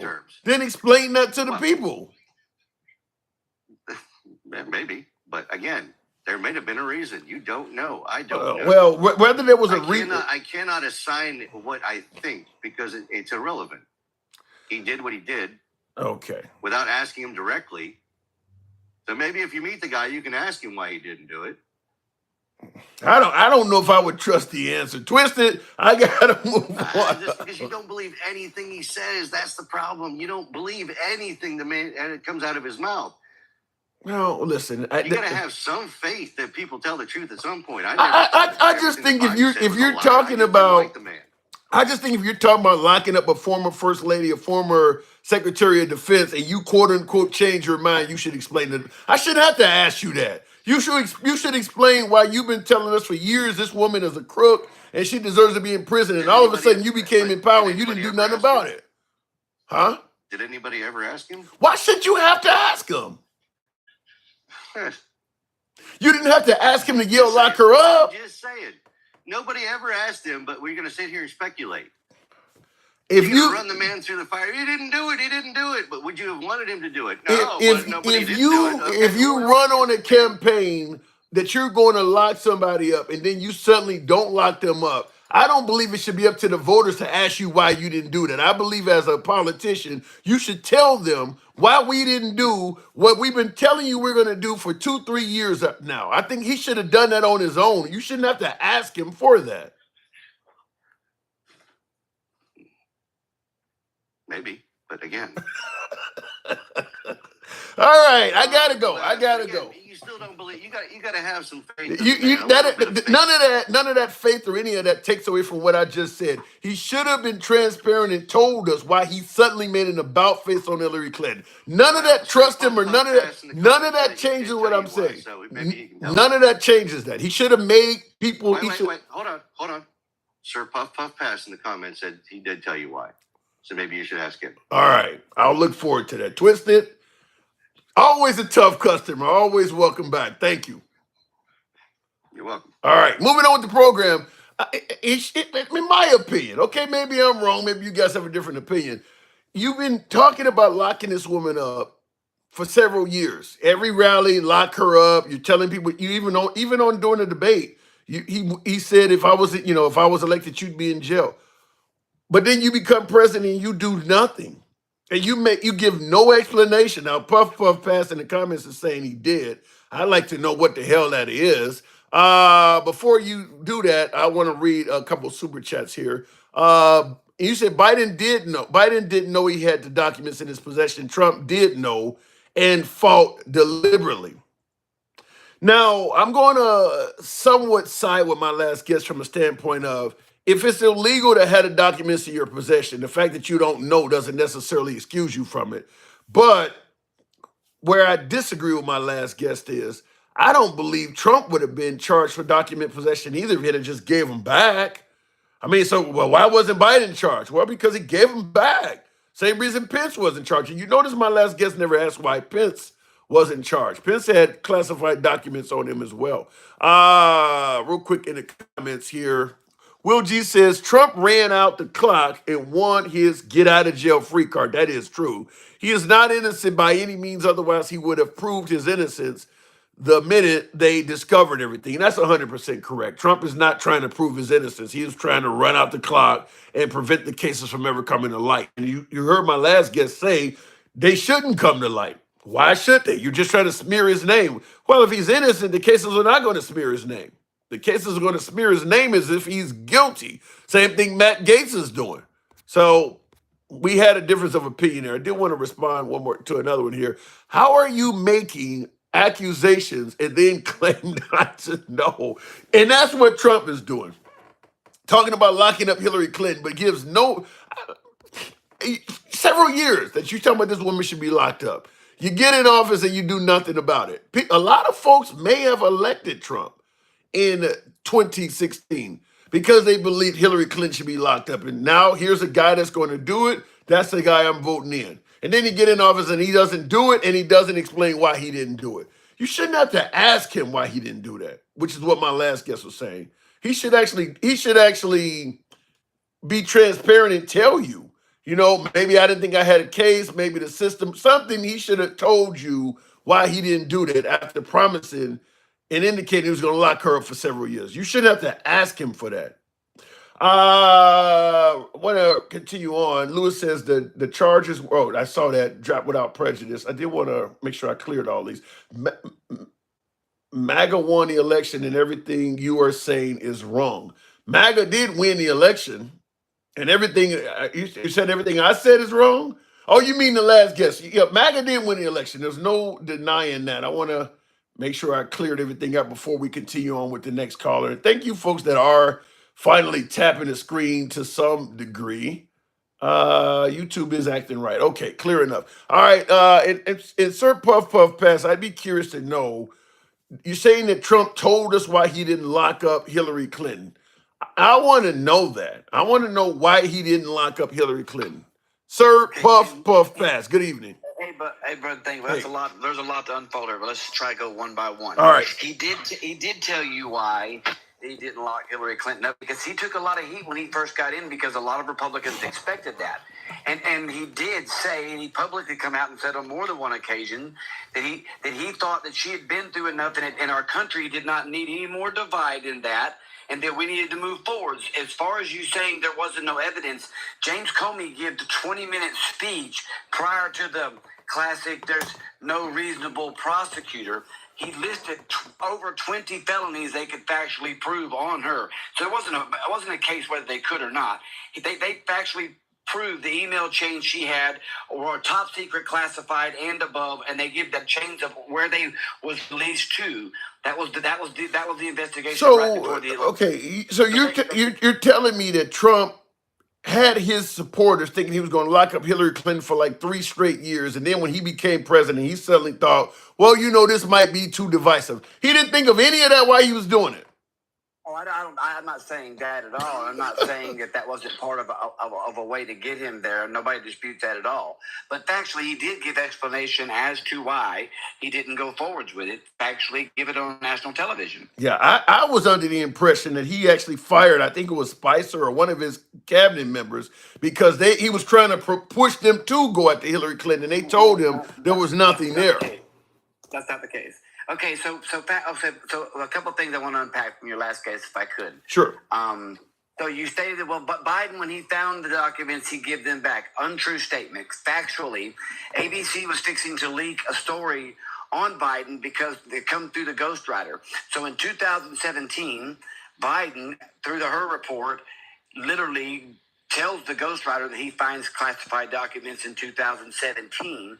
He reads some of these classified documents to Ghostwriter. Ghostwriter even deletes it, but they find it on Ghostwriter's computer. This was all an open court in her report. So in 2017, Biden knew they were classified. He acknowledges they're classified to him, to the Ghostwriter. He doesn't turn them over till 2020 what? So to say that he turned them over as soon as he realized it is untrue. He willfully, it says in the report, he willfully retained classified documents.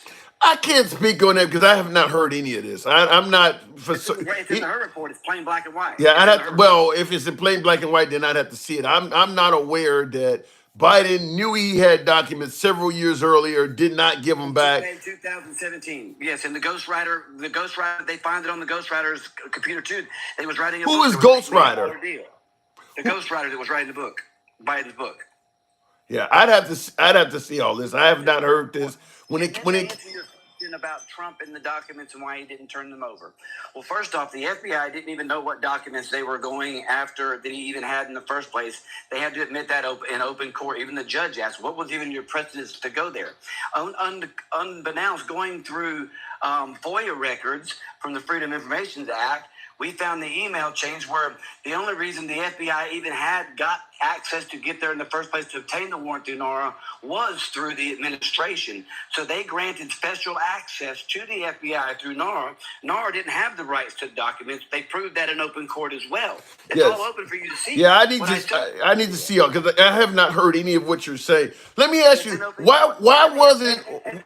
One more thing, and that'll help you understand what the last guest couldn't explain to you. When he was talking about the cover sheets, and he was right, there were not classified documents in them folders that had the cover sheets. How do you know? How do you know? I can explain to you because the FBI admitted in court in the case, and the judge even called them out on this. They had, and that's where they had to own it. Here's what I don't understand. Now you're telling me the FBI. Hold on. We gotta have a conversation. You're covering a lot. Here's what I don't understand is that Now you're saying the FBI admitted in court that there was no classified information under the documents. What I don't understand is this: the FBI admits in court that maybe Trump lost the 2020 election. Are you picking when to believe the FBI and when not to? Why all of a sudden now you believe that? I've not believed any of the things on the document case. I'm just going by what the FBI testified to in court. I don't know whether they're telling the truth or not. I'm saying what's actually Okay. transpired in All right. court. That's all Okay. we can go on. Okay. At the end of the day, we don't know. We don't know. But so in court, the FBI testified that they did print them documents up. That's how they found out about them in the first place, through this process.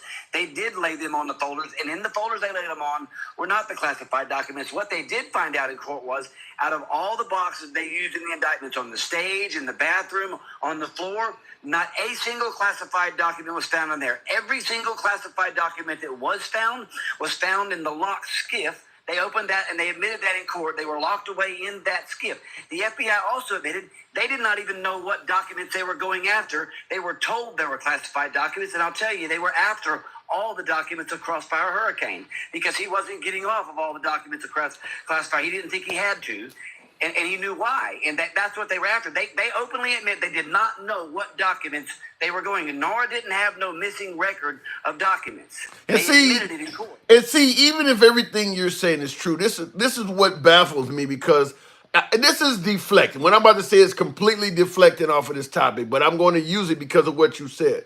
The FBI, when they said all of the stuff, the court said all the stuff about the 2020 election, we suddenly didn't believe a damn thing they said. All of that was said in open court too. He had 60 court cases and they said he lost the election. We didn't believe any of that. But now you're citing all this court shit that benefits Trump and you believe it.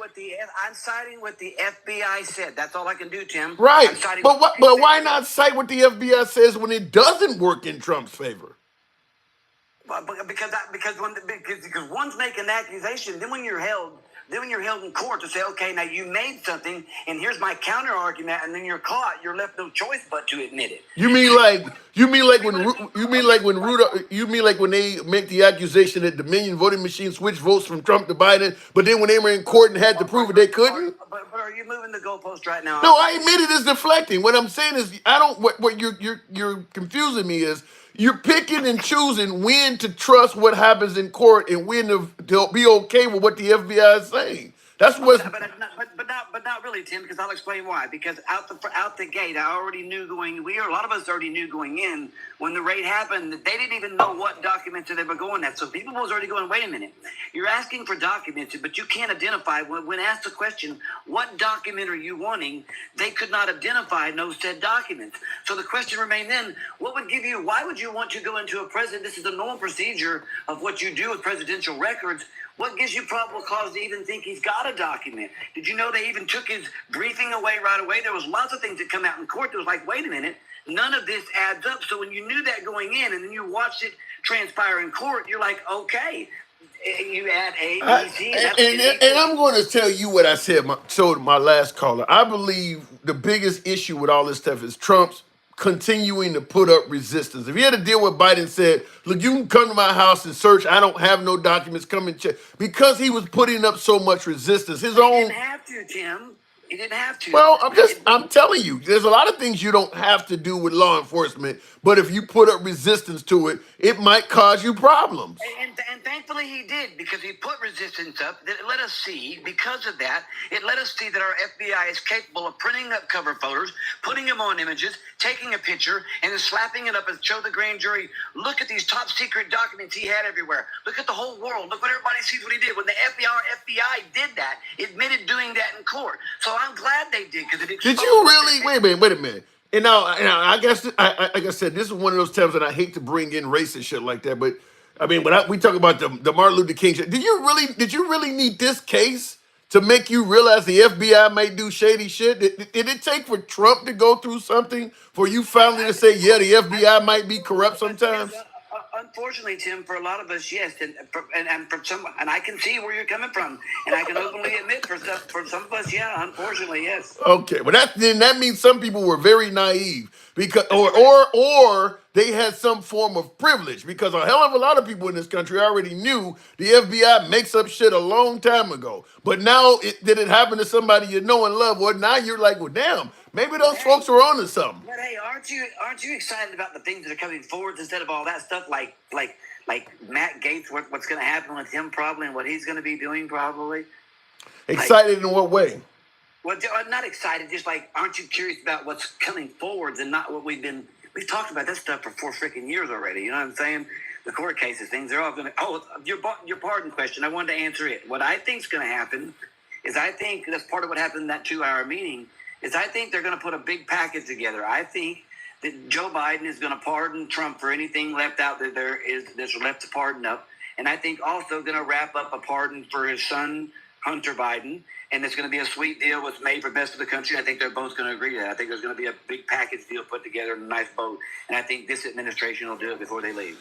You know something? I'm not opposed to that. And I like the fact that, you know, we can talk about stealing elections or whatever the case may be, but I like the fact that both Kamala Harris and Joe Biden were far more kinder to Trump taking office than he was to them taking office, or even to the guy that preceded him in regards to Obama. Obama was also far more kind to Trump when Trump came in the White House than he treated him. I like the fact that out of all of this, only Trump shows out as somebody who's doing that stuff. Everybody else worked their butts off to make for a smooth transition of power and not do what Trump did. I like that. They didn't take out revenge on him and try to return the favor. So if he does that, I'm all for it.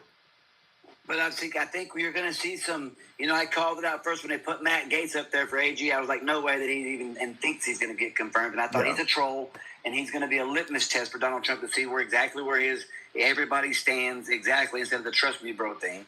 But I think Matt Gaetz will get appointed by Pam as a special prosecutor. I don't, you know, here's when you ask me, am I excited about that? The issue I have I'm is. not excited about it. I'm not excited about it. I don't want you to think I am. I don't like Matt Gaetz personally. I'm not even necessarily talking about Matt Gaetz. What I don't like is, because you mentioned the FBI. We've been talking about the FBI this whole conversation.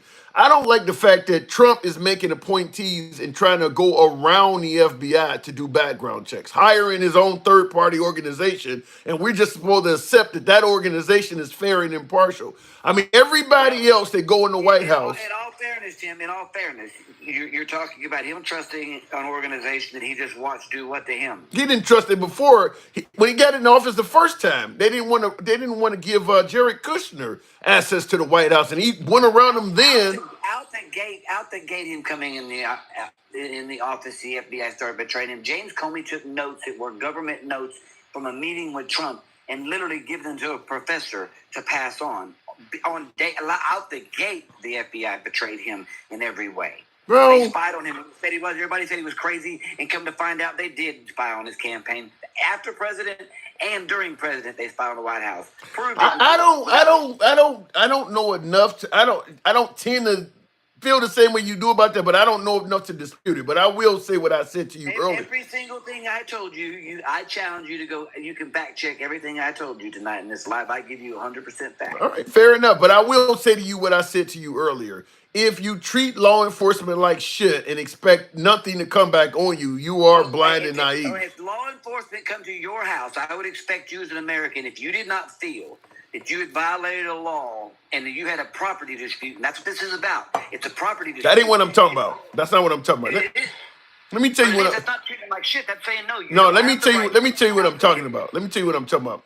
Trump ran for office coming down the escalator in 2015, saying that those organizations were corrupt and shitty, and he was going to get in there and drain the swamp and fire people. That would be like if I moved to a certain city and I say the police department in this town is a piece of shit, and I'm going to come out here and find all the bad cops and name them. You don't think I'm going to have some problems out of the police department doing that? I think you put a big target on you. I think Trump intentionally, as part of his plan, was to be the target. In many ways, I think he was meant and intended to be maybe the sacrificial lamb, because you think about it, if you look in real terms, now there's no umbrella for all of them to hide behind like they used to be, because before, like Comey said, no reasonable prosecutor would prosecute. So precedence has always been how all politicians, right and left, to hide behind it. Well, you broke a lot of precedents with him, so you can't. No side can hide. And look, if you're going to deliberately stand up and try to be a champion for the people and put a target on your back, then quit whining about it. Quit playing victim.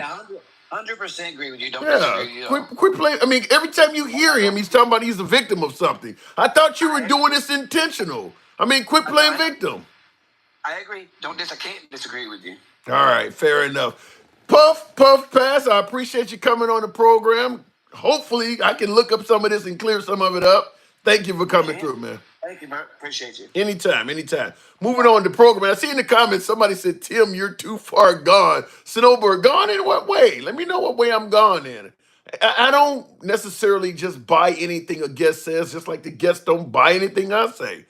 I want to be able to challenge. I want to be able to get challenged. That's how the program. Tell me how am I too far gone?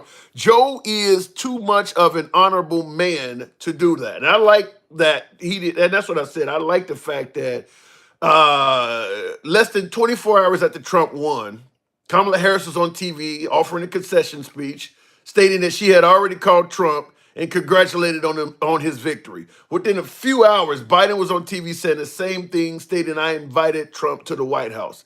And I made a video on that, and I said, "Isn't it nice to know that we have a smooth transition of power back in the White House?" Because Trump didn't do any of that. And I tend to think that even if Kamala Harris had won the election, he wasn't going to do it again. He was not going to do it again. So, regardless of the mandate folks say that we have for voting Trump in, I like the fact that the losing team took it on the chin like a loser should. They remained professional about it. I don't think Trump was going to do that. Trump was going to say the election was stolen again. Keep in mind, right up to election day earlier this month, he was saying there was fraud.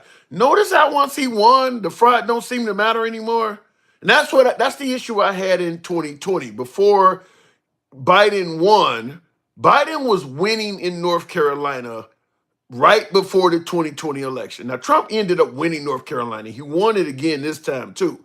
But Biden was in the lead, according to the polls in North Carolina, getting close to the 2020 election. Trump was on TV at rallies saying there was widespread fraud in North Carolina.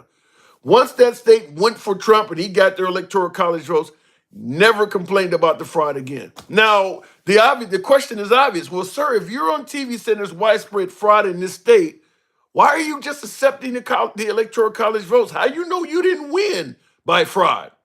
You never heard him say anything about fraud again in North Carolina. You didn't see it on 2000 Mules with Dinesh D'Souza. They didn't even go in that state. Once those votes went to Trump, he didn't give a damn anymore. Same thing with Georgia, find me 11,000 votes. Now, Trump was claiming there was widespread fraud in Georgia. If that guy had found him 11,000 votes, you think he would have talked about fraud in Georgia anymore? So the point I'm making is we can talk about how the 2020 election went, but it's pretty clear Trump was not seeking a free and fair election. He was just trying to win. If there's fraud in this election, I'm going to call it out. But if it works in my favor, then I don't give a damn about it. And that's why, for me personally, he lost credibility doing that. If you truly want to point out fraud, you should point it out when you win, too. It shouldn't only matter when you lose. Trump is a child, says Will G. Damn. Tim, why do he want to defund the FBI, give police immunity? Well, he wanted to defund the FBI because he believes the FBI is corrupt. I don't know how America could function without a Federal Bureau of Investigations. I mean, if you commit a major crime and you flee across state lines and there's no federal aid, who's going to come chase you? I mean, that's the FBI's job, is to deal with, interstate crime. Like, getting rid of the FBI would be a huge boost for criminals. I mean, just flee the state. You got a warrant for some major crime in one state, just flee the state. I mean, there's no federal agency to come looking at I'm looking for you. So what happened to comply and everything will be okay? It went away when Trump was at play, Will G. When it comes to Trump, he doesn't have to comply. It applies to everybody else. Funny, the CIA reported the major loss of agents the same year Trump was messing around with classified documents in his bathroom. A lot of the things my last guest was saying, I would like to check into. I have not heard most of the stuff he said. I've never heard. And I do agree with you, Will, saying that Congress had the power to go after Hillary Rodham Clinton for real for 10 years, and they didn't do it. And this whole thing that Trump just simply decided not to prosecute her because he didn't want to divide the nation doesn't sound like Trump to me. I don't think Trump ever cared about America being divided. So that doesn't make sense to me. I think if Trump had the goods on Hillary Clinton, I don't think he would drop it simply because he believes it'll be divisive to America. I mean, I haven't seen him do anything that was meant to curtail divisiveness in favor of unity. I don't believe he would. I personally don't believe that. That's one of the things my last guest said. I don't believe if he had the goods on Hillary Clinton, he would let her go to to prevent division. That was hard for me to swallow. Paps, good evening. Welcome to the program. I think Clinton knew he was at Epstein's island, so he dropped it. Wow, Jojo said, "You think the Clintons knew that Trump was at Epstein's island, so he decided not to mess with them?" Wow. Let me continue on the program. Trump didn't have anything to say about Putin putting a price on American soldiers' heads. I think Trump is favorable to Putin, but we'll find out. We'll certainly find out as time goes on now that Trump is back in the White House. I'm going to give my box a chance to reset so I can bring up the next guest. Do appreciate some of you folks that are tapping the screen. You know we don't block, ban, or censor anyone. I'm asking that question, two questions. You see the first one is obviously on the monitor. Should Biden pardon Trump? Obviously, it says should he pardon his own son. I think that's a given. He should pardon his own damn son. But should he pardon President Trump? That's the first question we're asking. The second one is, I am leaving myself on the chopping block. I want to hear from you folks where you believe I get things wrong. We've seen a few guests do it tonight. I don't mind the criticism. In fact, I invite it. The program is MAGA friendly, always will be, always have been. So come on the program. Let me know where you think I might be getting things wrong. We can hash it out. Maybe you're right. Maybe I'll end up having to concede. Maybe you're wrong and I'll tear your ass a new one. That's all I'm saying. Come on the program. Let me know. Real quick in the comments, Comey listed the crimes on national TV. It's odd that Comey, when he went after Hillary Clinton, you're going with the crimes he listed and all of that as if they're accurate. But then when he went after Trump, he suddenly needed to be fired. I believe Steve Bannon had stated that if Trump was elected, they were going to go after Comey. So according to Steve Bannon, according to the Trump administration, Comey is corrupt. But when he was going after Hillary Clinton, he was on the straight and up and up. Is that how? This is what I was telling my last guest. It's like you're picking and choosing when to accept what comes out of the court and when to accept what comes out of the FBI. We don't trust the FBI if it's critical of Trump, but if it's critical of our adversaries, well, certainly now we're going to be quoting it. That looks shady to me. I'm just going to say that. Tim having opinions and assumptions only, says Kimmy. Yeah, I think we're all doing that. I think we're all having assumptions to some degree. Certainly the part about Trump saying that he wasn't going to prosecute Hillary Clinton because it promoted division, that is really a big assumption to me. All of the shit Trump has done, I mean, such as saying Obama was born in Kenya for 3 years, he don't give a damn about division. I mean, he didn't have a problem doing that. And then after he said Obama was born in Kenya for multiple years, he then started saying lock Hillary Clinton up. He don't seem like he gives a damn about division. I don't buy that. Not to mention the whole Sleepy Joe and all of the other folks that he continued attacking. I don't see that. He just decided on Hillary Clinton, I'm going to work for unity. That doesn't make any sense at all. And not only that, but you pick the one time you pick to promote unity, you're saying that the time I did that, I was letting go of multiple felons. Obama hadn't did anything criminal, and you're going after this guy. Neither had Joe Biden, calling him sleepy or nervous Nancy or something. But the one person you decide to let off the hook is the actual criminal. That doesn't make any sense. I don't buy that. I don't buy that at all. First of all, Trump doesn't need to be pardoned because the judge already dropped all the charges. Look it up, and the FBI is fucked. And there's other agencies that can deal with crimes. Well, first of all, the FBI has the database. So if you get rid of the FBI, good luck on maintaining that database. But I will say, you are correct. The charges on Trump have been dropped, but they were not dropped without prejudice. The charges, the reason why we're asking should Biden pardon Trump, Those charges can be brought back. I've been saying that since the beginning of the live stream. You could get some overzealous prosecutor after Trump does his 4 years that's trying to make a name for himself and try to charge Trump again. So those charges are not gone. They're just dropped for now. They can come back. So yeah, you say that Trump doesn't need to be pardoned. Well, we don't know what may happen. So I don't totally I agree that they're not likely to come back. Where I disagree is that it's impossible for them to come back. Those charges can come back. There was no reason to drop the charges and prevent them from ever coming back again. Trump did not prove his innocence. He called him a witch hunt or whatever the case may be, but he didn't prove that in the court of law. So why would a judge drop the charges and prevent them from ever coming back? Okay, your prosecutor has asked the charges to be dropped. I will do that. But there's no reason to go further than just simply dropping the charges like Jack Smith requested and prevent somebody else from bringing them back. There's no reason for a judge to do that unless he's in the tank with Trump, because Trump did not present any evidence that he's innocent. He just said it's a witch hunt. Do you have proof that he wasn't? Proof that he wasn't in? No, we don't have any proof. We don't have proof that Trump's guilty. We don't have proof that Trump's innocent. The case never went to court. We never seen the case actually get adjudicated, so we don't know. We don't have proof it was a witch hunt. We don't have proof it was not. They were dropped without prejudice. I need to see now. Yeah, they were dropped in a manner that they can be brought back up.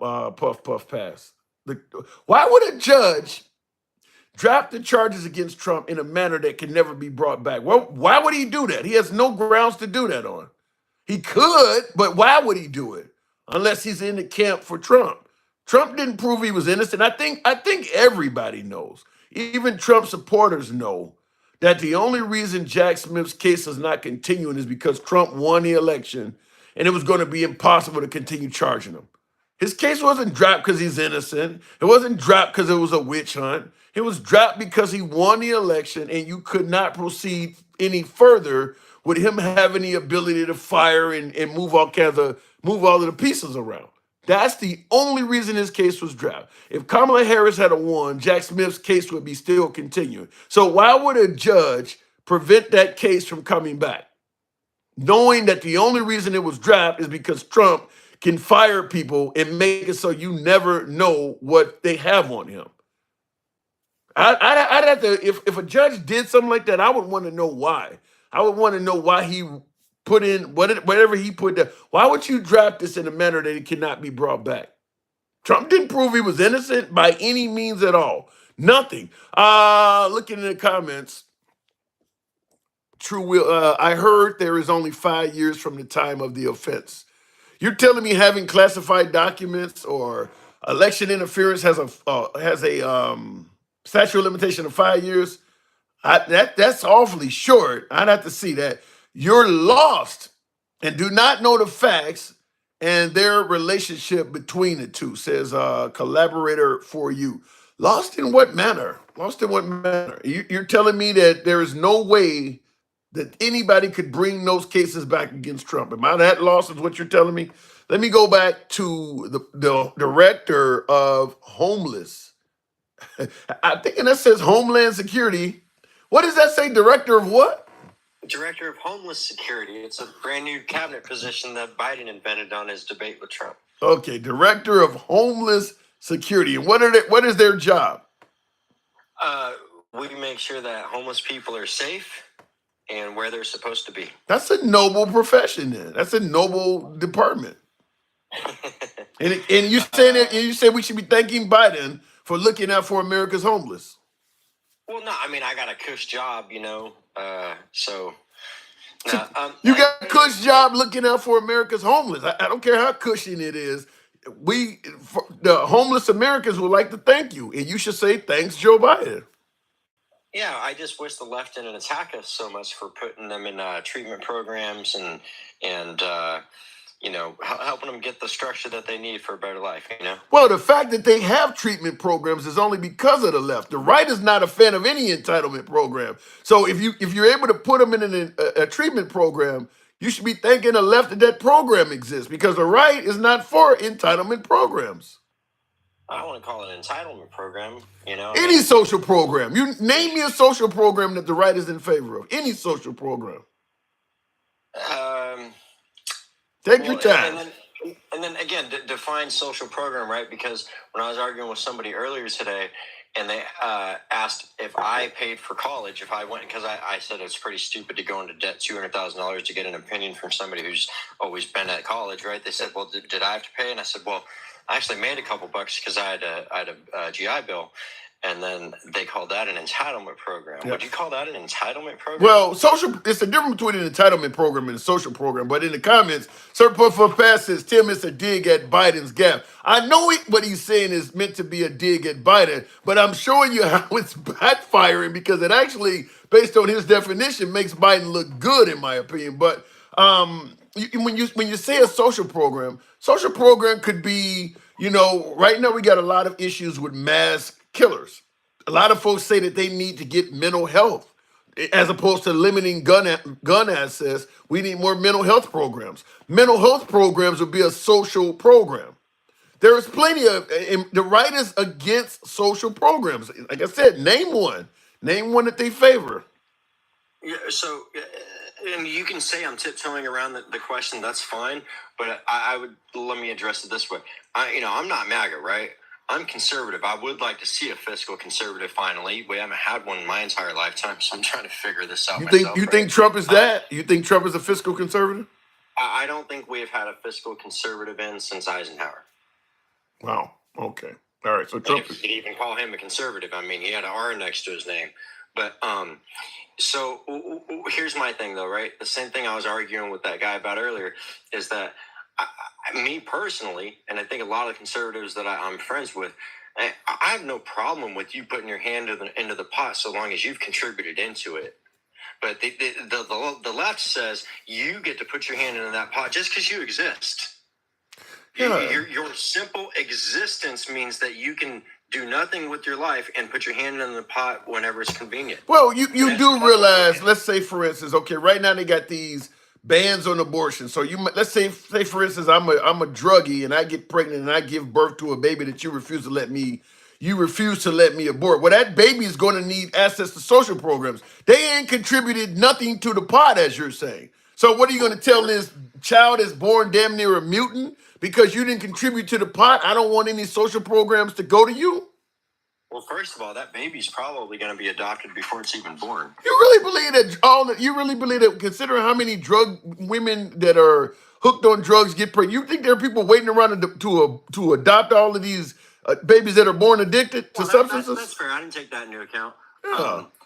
I would say people who are, in a standard lifestyle, but I'm pro-choice. Don't hear me wrong, okay? But I would say if you did want to carry that baby to term, it'll be adopted before it's even born. The adoption wait list.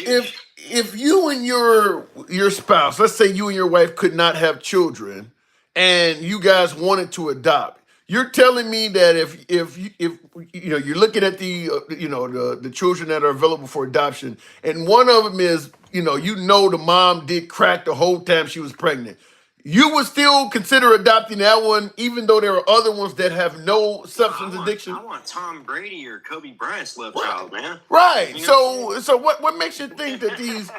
I know what you're saying makes sense though. So what would make people think that all of these children that are born to addicted moms are gonna have people idly standing by waiting to adopt them? Those kids are problems. And let me also see, the Republicans get put out here as if we have no heart. We have no problem with some of our money going to feed that baby right there, right? Okay, that children, that's me. I can't speak for everyone. I can speak for the folks on the right are against food stamp programs, and that money primarily goes to feed babies. Well, look at the abuse in the food stamp program. It's going to be abuse in any program you create. If you focus on abuse, no program will ever exist. You wouldn't have a military if you talked about the abuse that takes place. Hey, that's fair, man. I never said I'm here to defend Ted Cruz. I never said I'm here to defend all these fucking Republicans. Okay, I wish I had better options. All right, okay. If the option is, hey, you're in the fucking land of opportunity, you should be able to make something of yourself in this country, or hey, it doesn't fucking matter. You simply exist so you can get into the pot too. If those are my choices, because ask an immigrant. This is not the land of opportunity. This is the land of wasted opportunity. I don't disagree that you should be able to at least survive in America. I don't disagree with that. But you and I think we are of sound mental capability. I mean, a lot of folks that are struggling, it ain't that they are lazy or want to sit on there. Sometimes it's because they are mentally fucked up. A lot of those folks are mentally messed up in the head. You can't just tell that person you should be able to go out and get a job. Some of them don't have what it takes mentally. And we don't have a lot of mental treatment programs that are going to help them out. Well, but would you say I'm talking out of my neck when the left says, well, if the right proposes help for them, that's an internment camp? I mean, they take it to the goddamn extremes, man. I've never heard the right even propose help for the mentally ill to begin with. I've never heard nobody say it was an internment camp. 2025. It's Project 2025. Trump's going to shovel all the homeless up off the sidewalk and put them into FEMA camps and internment camps and blah, blah, blah. Well, they take it to the extreme. So fuck it. Maybe we won't help then. Is that in Project 2025, though? To pick up the homeless and put them in camps? I've never read Project 2025. I've read Agenda 47. Well, and the problem with Project 2025, in my opinion, is Trump is going around telling people he has nothing. Well, he didn't say he had nothing to do with it. He said he don't even know what it is.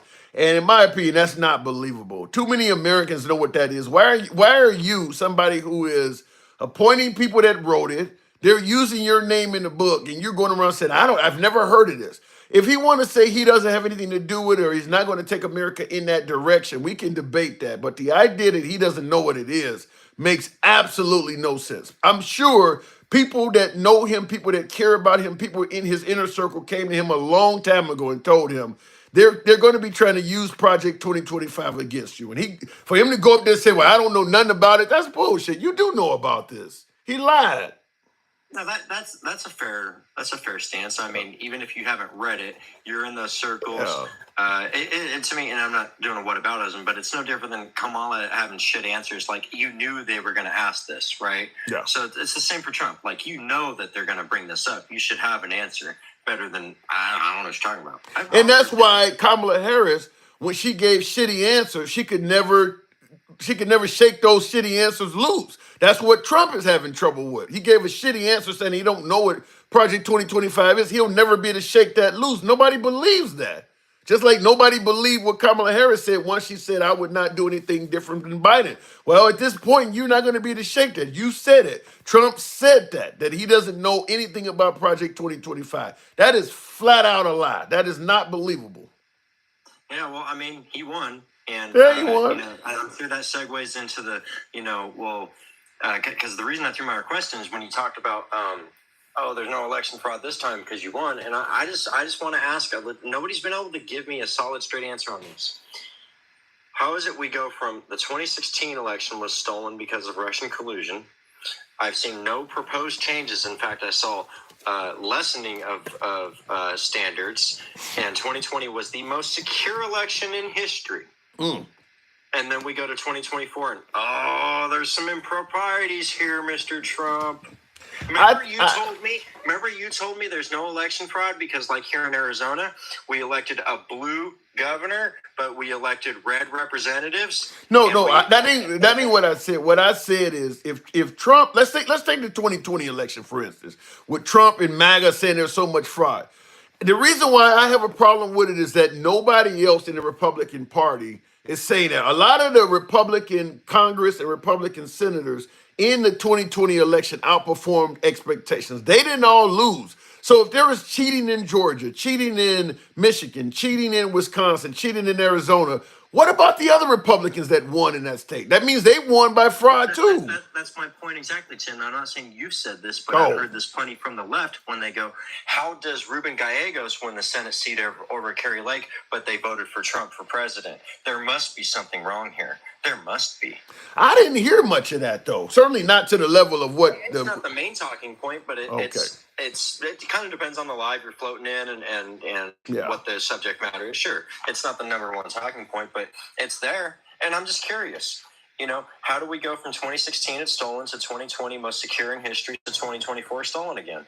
Yeah, I think it's a case of if people's candidate of choice doesn't win, there's going to be some people claiming that it was done by fraud. Now, you've seen it with Al Gore, you've seen it with Hillary Clinton in 2016. The reason Trump gets far more mention is because he took it to a whole nother damn universe. I mean, he's still saying it years later. He didn't concede. I mean, we're talking about borderline committing crimes and all. Hillary Clinton and Al Gore didn't go that far with it. And that's why Trump is put in a different category than them, even though they also claim that the election was stolen. And to the point about the Comey bringing up things about Hillary, I'm probably one of the few conservatives that actually say this, and I say it all the time.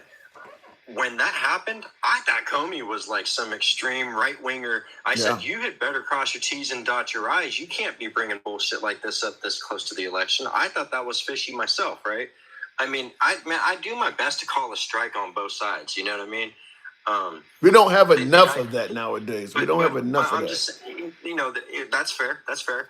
But the idea that, there's people out there, but it's not me, that, it's okay, if the wrong happens as long as, it benefits me. Like, I argue against stacking the Supreme Court. Hey, you got to be against it when it works in your favor, because that pendulum swings. You got to be against things that are wrong, even when they benefit you. Here's my pushback on that. Now, I'm not necessarily a fan of stacking the Supreme Court either, but I will say this. Once Mitch McConnell prevented Obama from a rightfully appointed pick, that's where the stacking started, in my opinion. Because I thought that was bullshit. Yeah, so when they say they don't want the liberal stacking the Supreme Court, in my opinion, that at that point the right has already stacked the Supreme Court because Trump has an additional pick that he should not have gotten. So the Supreme Court has already been stacked. It should be 5-4, not 6-3. Yeah, I thought that was bullshit. Because up until January 19th of 2017, anything that came out of that office said President Barack Obama on it. So it doesn't matter if it's day one or day 1300, however many is in 4 years, right? Yeah. And I get it. You got to be able to get it through the Senate and everything like that. But honestly, I think Obama should have grabbed his balls a little bit more on that situation. Bro, I mean, I can't repeat the whole situation to you verbatim. You probably know a lot. I know you know a lot more about the situation than me. But, at the end of the day, hey, I'm big swinging dick in office. It's time to nominate someone, and this is what the fuck's going down. Well, he can't force the Senate to do that, and he didn't have a Supreme Court like Trump does, where you can take it to the court and all of that. He could have politically destroyed him. Well, maybe, but I will say this: that's water under the bridge at this point. But in my opinion, if the liberals get in and they're talking about stacking the Supreme Court, in my opinion, it started with that. So if the liberals get in and they want to stack the Supreme Court, I'm not a fan of it, but I wasn't a fan of when Mitch McConnell did it either. So it started there. And if the Democrats want to return the favor, it is kind of what it is. They should never have allowed that to happen. And I will promise you, if we go down the line 4 years and we're saying that, I will be the first one to say to conservatives, hey, y'all didn't have a problem with it when it was going to benefit you. Yep. Well, so don't get mad now. Yeah, I tend to think that, in my opinion, and there's no law on this or anything, and I will have to move it on from you soon, but in my opinion, there should be a limitation on how many Supreme Court justices one guy can pick. Just for the simple fact that our founding fathers set up this vacancy. Huh? Yeah, I would agree with that. Yeah, our founding fathers wanted to have a system that had checks and balances and not allow one person to be king or whatever. You got one dude that's got like 5 picks on the Supreme Court. That Supreme Court is not fair and balanced at that point. It's not. I mean, and it's not. I don't think even folks on the right feel confident that if Trump can take a case to the Supreme Court, they're going to behave in his favor. So even MAGA knows the Supreme Court is not fair and impartial. They even know that. They just like it. But they know if he can get a case to the Supreme Court, it's likely going to work on his behalf because so many of them came directly from him. Hey, I do not disagree with you, and I see no problem in leaving a vacancy. I mean, I don't know if you got to change the Constitution or whatever to do that, but It could be done by Congress. It could be done by another down entity. Whatever you got to do, but I don't believe one dude should get to appoint over half of the Supreme Court. I just think that that's just creating. I don't know how many decades of bias, but at that point, shit, packing the Supreme Court may be the only way to get it to be fair and impartial again.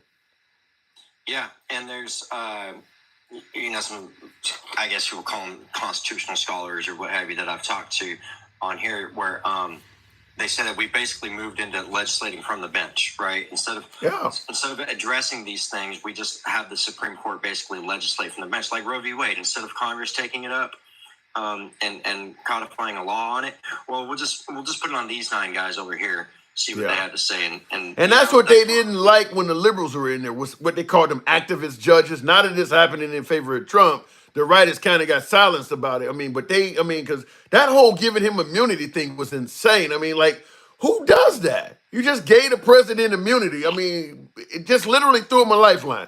Even if it is a witch hunt or whatever the case may be, the Supreme Court, when they got involved in it, they literally got involved in it and took his side. I got to move it on, though. Director. I appreciate you, man. I know you like to give me last word once in a while. Just onto the subject of what you're talking about here. Do I think Biden should pardon him? In a way, I do, kind of the same way that Nixon was pardoned by Ford. Hey, let's kind of protect the office and let's move forward. I don't think that that's going to fix any of the constituents' attitudes towards Trump, but I think it should happen. And not to like, okay, you can do whatever you want, but it's just kind of a let's move forward moment. So I like it. I like it. Thank you. Moving on with the program real quick, and I do appreciate those who are tapping. You know, I always ask, get us up to 30,000. Can we get 30,000 likes on this? Let's see if that can happen. It's keeping a bad precedent. Yeah, I like the thought of Biden pardoning Trump too. I mean, even though the Democrats got their ass kicked, I like going out professionally. You know, you watch a UFC fight, guy gets his ass kicked, but he gets up and shakes the other guy's hand. I like that. And under Trump, we lost that. We actually lost that. So all of a sudden, you know, the guy loses the fight and he runs out of the octagon so that the referee is holding up the winner's hand and the other guy ain't even in there no more. That's what Trump did. Trump behaved like a sore loser. So I do, even though, like I said, the liberals got their ass kicked, I like the fact that they did lose with dignity. And I don't believe Trump, as I said earlier in the live, I don't believe he's going to do it again. I think he was going to lose in an unprofessional manner. If he had lost this time, I think he was going to do the same thing again. I don't think he was going to concede to Kamala Harris. I think he was going to say that she stole the election again because he was already talking about it. He was already leading down that path. Looking in the comments, it wasn't even close to being a witch hunt, says Moni. The witch hunt term is coming from Trump, but I do believe some of the cases, some of the stuff Trump dealt with was simply because he was president. I do believe the Alvin Bragg case where he got the 34 felonies, for instance. I don't believe if he was not president, I think he would have had his attorney, who would have been Michael Cohen at the time, his quote unquote fixer, would have paid the state whatever fines they came up with, and that shit would have went away.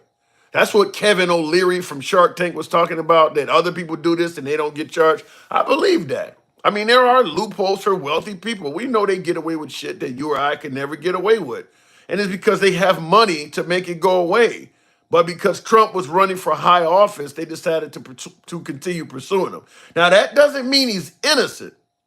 I'm not saying he didn't do what Alvin Bragg charged him with. I'm just simply saying if he wasn't running for office, I don't believe they would have turned him into felonies like that.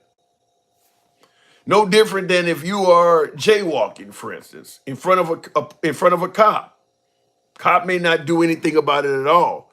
But if you're giving them the middle finger, or you're doing something else that is, disrespectful, maybe taking your time to cross the street, now you may get a ticket for it. It ain't that you weren't jaywalking. It's just that they don't normally charge people for that. And I think that's Trump's case.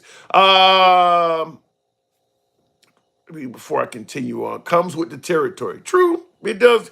I mean, like I said, Trump's demeanor is what likely has brought him on a lot of problems. You know, whether you want to call it witch hunts, whether you want to call it impeachments, or people not giving him a chance from day one, whatever you want to say, a lot of it is due to the simple fact that he treated a lot of people like shit. Remember, folks say that Trump was never given a chance from day one. The same folks that talk about Trump not being given a chance from day one are pretty hesitant to admit that he did not give his predecessor, Barack Obama, or the guy who succeeded him, Joe Biden, a chance from day one either.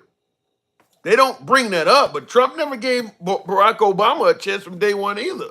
He didn't get Joe Biden a chance from day one. And I don't think he was going to give Kamala Harris a chance from day one. But they noticed when it happens to him.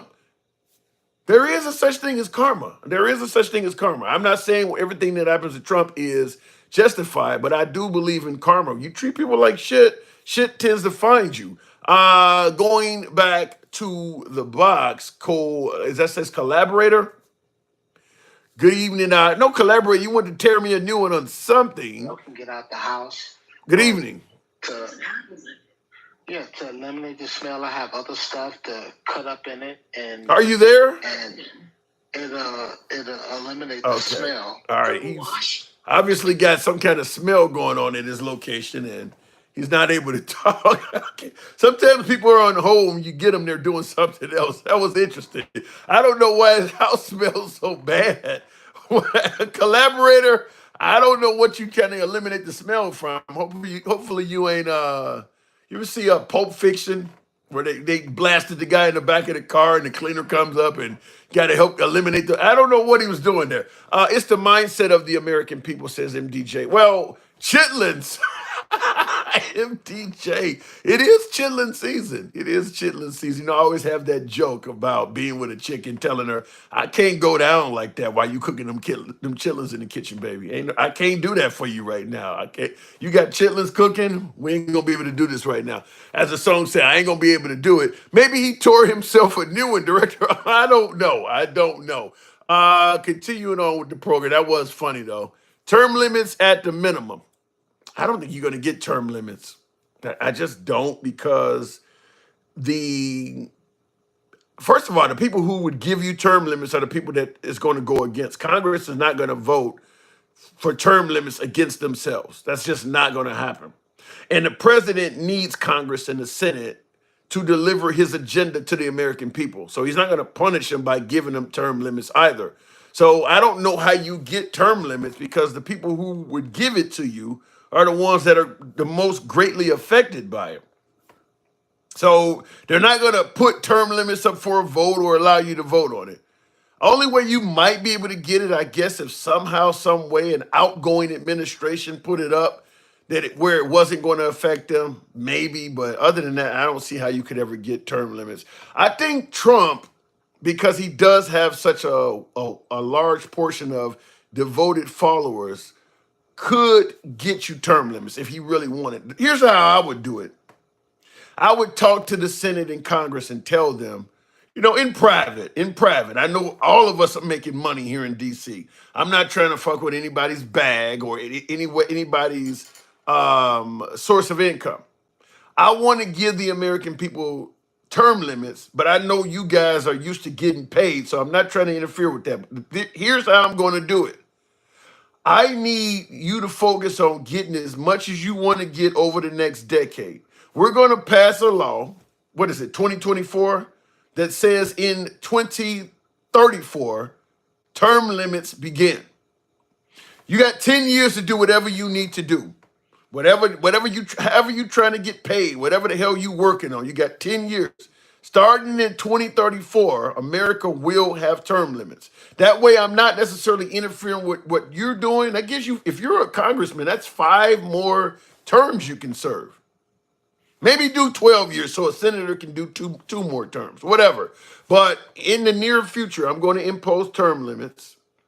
That way, I get to tell the people I gave them what they wanted. It's not immediate, but it is far better than what we've had. Get your grift on. Do whatever you're doing to get paid. Have whatever you're doing behind the scenes. I don't need to know about it. But you got 10 years to finish it up. I think you could make it happen. Not to mention a hell of a lot of you in this room ain't probably gonna be around in 10 years anyway. Some of you folks are gonna retire, some of you gonna lose elections. So this ain't really hurting you that bad. I need this. 10 years. Let's get this done. It'll help you out with your constituents. I think you might be able to do it if you push it out like that. But trying to give people immediate term limits is not going to happen. Trump is a beast. Obama is real quiet. Why would so was George W. Bush? What do you expect to hear from Obama? He's been out of office for 10 plus years. Or almost 10 years. Almost 10 years. He left in 2016. Obama has no say so in this. What is Obama supposed to say? Let me go back to the box. What does that say? Tim, I'm here 50 years. 50 years. What do you mean by that? Michael, one of my subs. Good evening, Michael. Asking that question, should Biden pardon Trump? What say you, Mike? Man, don't ask me that question. Hell no. Why not? Maybe to promote unity. Man, you know what? Listen. This whole okay, let me ask. Okay, no. First of all, let me ask you a question. No. Do you think he would do the same thing? You really have to go there. No. Well, I don't think Trump would piss on Biden's face if he was on fire. 100%. So Yeah. why the hell should Biden listen? All this. That's part of their problem. Is when they go low, we go high. Yeah, well, when you go high, they kicking you in the nuts, and that's what's been happening. It's only because of Trump. It ain't been happening with Bush or none. It's only been Trump. I agree with you. I'm just dealing with what's in front of us. And I see in the comments, in agreement with you, Moni is saying pardons would just embolden MAGA. So you're saying hell no. No, well, here's the thing. Because he's already talking about pardoning J6 people that have been in prison, and that, right? I mean, what message does that send? What message does that send to the American people? I don't know, but he's almost certain to do that, at least for some of them. That's almost guaranteed to happen. Exactly. Well, you know what? Last night we were talking about Oklahoma educate. Did you find it? No, you talking about the buying of Trump Bibles?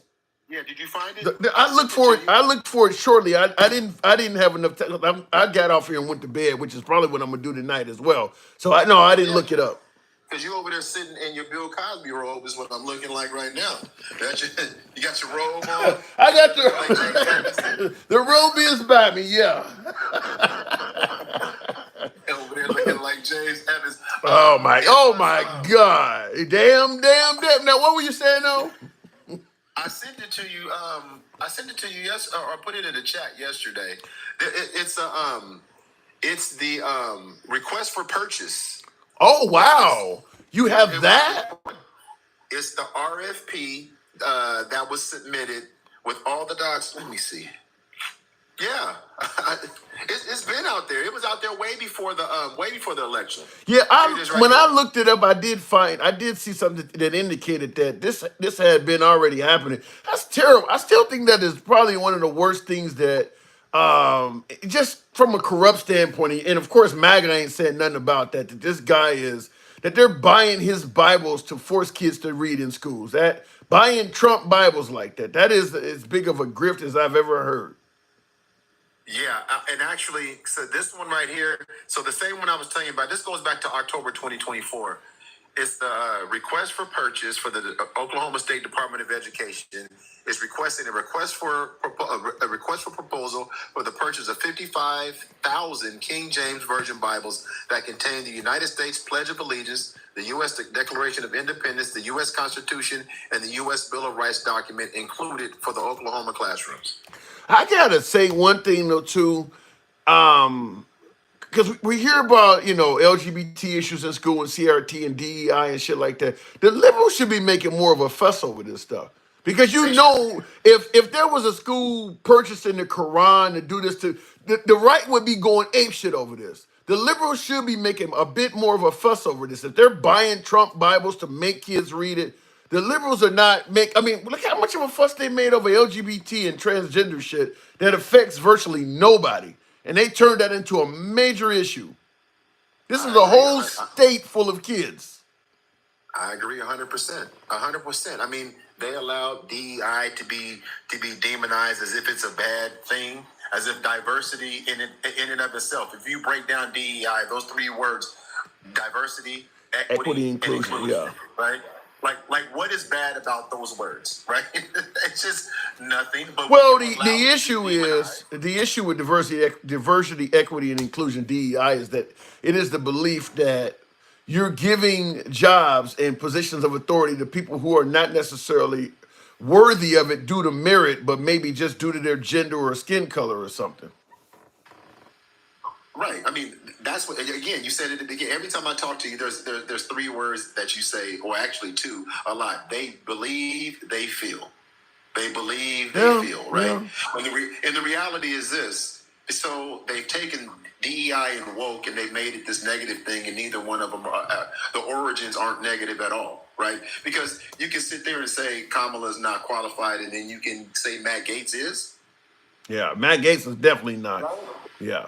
Right? Yeah, I mean, that's a great point. That we spent all that time talking about how unqualified Kamala Harris allegedly is, and they were just totally fine with going with Matt Gaetz, who has never even prosecuted a case, and he's about to be America's top cop. That is a great point.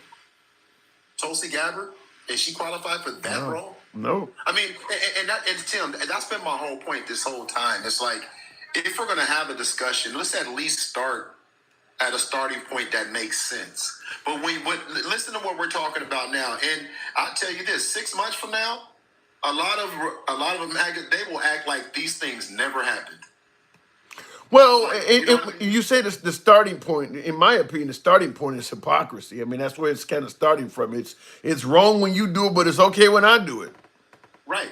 And so when that happens, and you can never get back to a point of, yeah, that was wrong. Yeah, from either side, yeah, that was wrong. Then where do you go from there? Yeah, good point. You know, and that's the problem. So should he listen, I tell you what, Biden better pardon his son before he get up out of there. I'll tell you that. I can't imagine him not doing it. But before we continue, I want to respond to somebody who's talking about something you and I are discussing. This is coming from Daniel in the comments. He says, "How can you compare disfiguring children and teaching them trans woke behavior with children learning the Constitution, Bill of Rights, etc.? You people are twisted because we're talking about them being forced to learn Christianity, not the damn Constitution." We're talking about the Trump Bible. The main part of the Trump Bible is not the damn Constitution. It's forcing Christianity on kids at a profit for Trump. There is a lot of comparables. And by the way, how many children are getting disfigured, as you're pointing out? That shit ain't really happening. It's not. And that's the fallacy. So listen, Tim. So whoever said that can say that, but go online and tell me. And I guarantee you, and I've done a little bit of research on this, so that may not be fair. For every kid that he thinks is being disfigured, you know how many kids have been essayed through the church, through pastors? Yeah, I brought it up.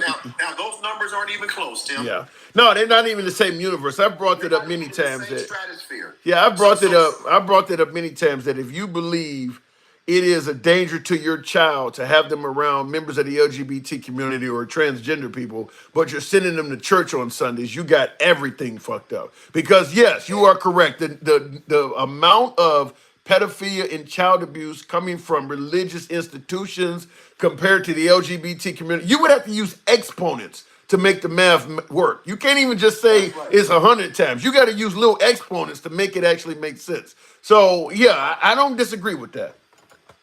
And that's what I'm saying. So when they make those statements, and then I mean, like there's no way that you can say that and not accept what you just said, because if you can say that, then you can look up the same thing you just said. Yeah. Matter of fact, right in front of me, sitting. That's why I said it may not be fair. I'm looking at a statement on the release of a list of alleged abusers in the U.S. from the churches. I'm reading it right now. It's got to be looking like a data printout. So maybe it's not fair because I'm reading it. But my point is, when you want to demonize migrants as if they're committing these crimes at the same clip. At the same clip, you're not being genuine. You don't care about safety. Not if you're trying to force them into when you know there's a problem. You're just hiding behind religion. You don't really, because you're hiding behind religion. You're not interested in protecting kids. You're not interested in protecting women.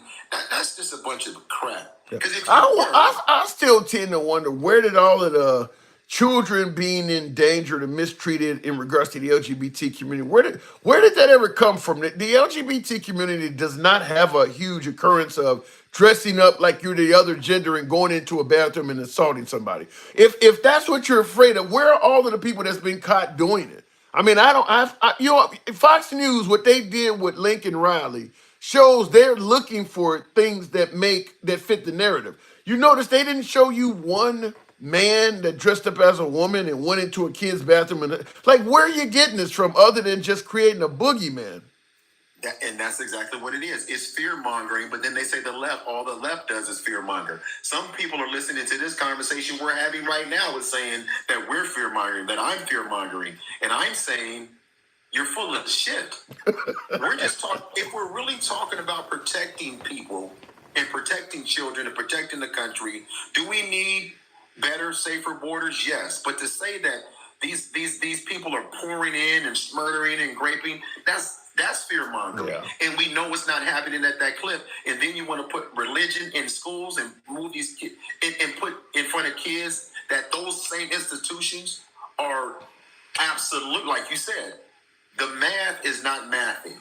But if they admit to that, then they have to admit that the religion that they're laying this on may not be the best things. And it shouldn't be taught in school like that anyway. No, and I said that too, that if you believe a child should have to wait till they're 18 to make gender reassigning and important decisions about their gender, why shouldn't they have to wait till they're 18 to decide what kind of God they're gonna worship? Why are you forcing that on them when they're a young, impressionable 6-year-old? I mean, why shouldn't they also have to wait till they're an age to make responsible decisions? You're okay with forcing that on them, but all of a sudden forcing LGBT issues on them is wrong. And this is the hypocrisy I'm talking about. It's sad, and we gotta, when after the election, I hear a lot of Trump supporters saying we need to come together, right? Right after, I've heard that a lot. We need to come together. I'm like, you know what? I told you, Tim. They took this election. We got so divided. It's like a sporting event, right? They turned it into a sporting event, like you're rooting for your team. Yeah. Right. The MAGA hats and the MAGA. Well, we did that too, though. I mean, we did that too. Well, I agree, and that's what I'm saying. It turned into something, but what wasn't there was the substance. People weren't really focused on the substance. They were just looking for the win and the loss. They weren't looking for what was happening in between the lines. I think Trump had more substance than Kamala Harris. I think MAGA had a clearer idea what Trump was running on than the liberals or the rest of the country knew of Kamala Harris, simply because Trump's been around for damn near a decade. So I hear your point about substance, but I think that's an area where Trump gets the victory. Well, again, define substance. I mean, you know what he's running on. You know how he stands on the issues. You know what he plans to do. Trump's plans, in my opinion, were clear as day. You know what he's going to do with immigrants. You know he's not LGBTQ friendly. You know how he feels about the economy. You know what he wants to do about the border. I think he was really crystal clear. I don't disagree with you at all. I agree with you 100%. But what I'm saying is, when people come on your show, they always, when you say Trump said this, and they go, well, what he meant was. Well, that's crazy. And you notice, I do got to move it on, but you do notice, you never hear anybody saying Biden was taken out of context or Kamala was taken out of context. It is amazing how often folks defending Trump say you took him out of context. You never hear anybody say that about Kamala, Obama, Biden, or any liberal. I've probably been told 1,000 times about stuff Trump said that you took it out of context. That's because they're trying to make themselves feel better about the shit they're supporting. And that's the bottom line. Because they can't really accept it for what it is. Because if they do, then they're accepting that that's part of who they are.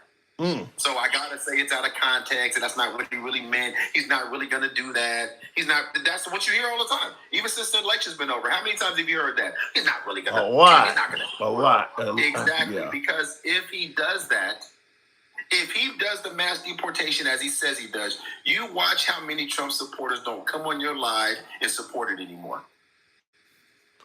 We'll see. Mike, thanks for coming through. Hey, tell Florida and JJ and them I said good night. Fuck you. Fuck you. Get out of here. I gotta go. Said I'm wearing a James Evans robe for you Good Times fans. And shout out to the late James Olmos, who just recently passed. I think he died in August. The guy who played James Evans on Good Times. Looking in the comments, the trans alphabet nonsense was tolerable till they went after the children. Mom and dad don't play that. They shot themselves in the foot with that one. I don't see where transgender are going after children. Like I've said in the program before, I think 99.9% of Americans have no contact with the transgender community whatsoever. So the idea that they're going after children, whose kids? You're watching some media outlet. This is what they always say about Trump. You don't like Trump because the media brainwashes you. The media tells you to hate him. Well, the media is what's telling you to have these adverse issues with the transgender community. The overwhelming majority of Americans talking about the transgender community is going at the kids or doing other harmful things have no contact with any transgender person at all, not even one. They're not on your child's team trying to play and break their records. They're not performing drag queen shows in your neighborhood where your kid is going. You're not dealing with any of that shit. You're going solely from what you're hearing in the media that's happening somewhere else, and you're acting on it. That's what's going on. So when you say people, that the media affects how people feel about Trump, well, they're affecting how you feel about that community. You're not dealing with that community. I get just like shit like the crime in liberal cities. I get folks on the program living in rural Wyoming, rural Montana somewhere, talking about the high crime in Chicago. You don't even fucking live there. You've never been to the city. And you're on because the media is telling you about high crime rates in liberal cities. You're out here touting this shit when you live out in the middle of the fucking mountain somewhere. The media can affect you on the right as well. It's not just the left. Real quick, looking in the comments. Wrong. Stop speaking for everyone. Here in Boston, it's everywhere. Daniel, you know what I'm talking about. You know what I'm talking about. There are plenty of people that are talking about the crime in your city of Boston that don't live any fucking where near Boston and is unlikely to come to Boston anytime soon. You know what I'm talking about. Why do you have to be 18 before they can do anything as a legal adult? LOL, stupid, illogical argument. I don't understand what you're saying there. I do agree that you shouldn't be able to, as Cave Teeth is saying, mutilating children. I don't favor giving a child anything gender related, a surgery because they want to be an opposing gender. I'm not a fan of it 100%. If I had to vote on it, I'd vote to make it illegal as well. The reason why I differ from the right is I don't believe it's happening. I'm not a fan of it, but I believe the right is making a mountain out of a molehill. I don't believe it's happening. And you notice the right is not parading around children that are saying, I had my shit chopped off and I really wish I hadn't done it. And they're feeling, they don't have any actual people that did it. I believe that it's a case of fabricating something that's not happening. But I am against it if it really was happening. Just like I'm against biological boys playing on girl sports teams. I'm not for that. I would vote against it. But in the real world, the amount of folks that are actually doing it, I go back to my original statement. 99.999% of American students that are playing school sports are not dealing with that. Most schools do not have anybody that is a transgender female, born a boy, trying to play on girls soccer, girls volleyball, girls basketball. They're not dealing with that. Yet the parents are enraged, going apeshit about something that, well, I'm fighting so it doesn't happen in the future. Like your Tom Cruise in the Minority Report. We're getting ape shit because we don't want it to happen in the future. Or, well, there was one kid over in Sacramento that did it, so one is too many. So me down in here in Alabama, I don't like it that it happened in California, and one is too many. So I'm going to go down to my school board where we have no transgender in our entire school district and demand they pass a law so it doesn't happen here. That's what's going on. Is that it's literally fear mongering to the utmost level. If there was actual cases of this shit taking place, I'd be right there with you saying it's wrong. But it's not happening. I mean, the same thing about biological males dressing up as women and going into bathrooms and abusing kids. Well, if a guy goes in the bathroom with my daughter, he gonna fuck around and find out. You know, he gonna have to pay for that. Where is it actually happening at though? Where are all of the cases of the police that arrested some dude dressed up as a girl that went in the kid's bathroom and did that? Notice the lack of actual incidents. All of this shit is coming about over stuff that quote unquote could happen. Where are the cases of it actually taking place? It's boogeyman shit. I don't know why the transgender community all of a sudden got conflated with pedophiles. How many transgender people out there have been convicted of pedophilia? Because that's constantly, everything we're talking about is how the transgender community is hurting kids. Where's all the actual cases of this taking place? Lack of evidence. This guy is a puppet. DJT. With a name like Donald J. Trump, I can see why you would think I'm a puppet. But like I said, Fox News, they made a huge spectacle out of Lincoln Riley to plead their case that these folks are coming over here to rape and murder everybody. They found an actual victim that was actually murdered, and they kept showing it over and over again. Where are all the victims that are, the LGBT community victimizing children? Fox News would gladly show you some dude that dressed up as a woman went into the girl's bathroom and victimized a child. They don't have one case to present to you. Not one. It's the same thing with the Haitian migrant shit. Not one case do they have to present to you of this stuff. Just making victims out of people for political purposes. I'm not saying the left doesn't do it as well, but I am saying that you guys are making boogeymen out of shit that's based on little to no reality. Because I strongly believe Fox, Newsmax, OAN, a lot of the right-wing programs on the internet, if they had real cases, they would tell you about them. Some dude that dressed up as a woman and he went in, that shit would be plastered everywhere, all over right-wing media, just like Lincoln Riley. The fact that it's not there should speak volumes to you. Looking in the comments, you're actively ignoring real shit, says Brandon. Give me some names. Give me some cases. Not ignoring real shit. I watch a ton of Fox News. Give me some actual examples.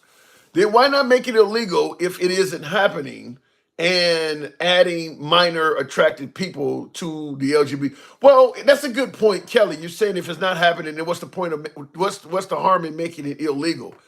Because it's demonization. That would be like me making up false crimes that white people come to black neighborhoods and beat everybody up. So let's make it a crime that if a white person that doesn't live in a black neighborhood is on the street at 2 a.m., he could be charged with a curfew violation. Because I'm going around telling people that if they're on the street in the middle of the night, they're beating people. It ain't happening. So by me passing that law, I'm demonizing these folks for some made up shit. That's why I'm not a fan of passing a law based on something that's not really happening, because you're demonizing that particular group of people. People think if you're passing a law, it's based on something that's really taking place. So, no, I'm not a fan of it, because some of this shit will get people killed.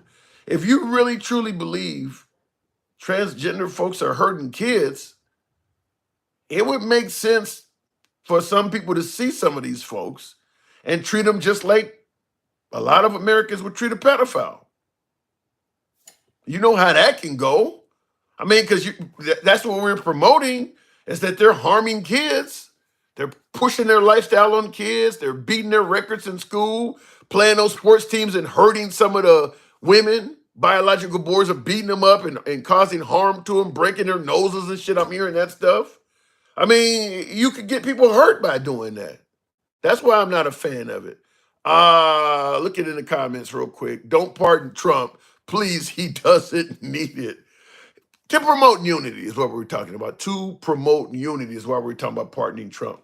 You won't acknowledge that though. Brandon, if you show me cases, you show me, where transgender people are going in bathrooms and really hurting kids, I'll acknowledge it. I'm not. Look. I may lean left on some issues, but I'm not above and beyond conceding the point. I'll come on here and like, dude, this shit is way worse than I thought it was. I had a viewer come on here the other day when I was saying that they don't do this shit, and he sent me. He filled up my inbox with all of the cases that he was able to show of transgender men dressing up as women and going in bathrooms and harming kids. Not only would I concede the point, I'd put it on the monitor and tell you about it. I believe if it was happening, you wouldn't have to show me a case. I would have heard about it on Fox or some of the right-wing media I watch. I believe I would have heard a lot about that. I just Googled and it says 14,000 kids were put on hormone blockers in 2022. Look, the purpose of hormone blockers is not an LGBT issue. You can be born lacking testosterone, lacking estrogen, or other reasons. I mean, there are other reasons that can happen. Before you start blaming the LGBT community for your Google there, Kelly Nicole says, I just Googled, it says 14,000 kids were put on hormone blockers in 2022. What I would also ask you to Google is this: why are people put on hormone blockers? I bet you're going to get answers that have nothing to do with the LGBT community. So out of that 14,000, how many of them were for other medical reasons that had nothing to do with wanting to be a member of that community? So that's what I would ask you to do. You got 14,000 of them that are on it. Google why you would normally put somebody on a hormone blocker.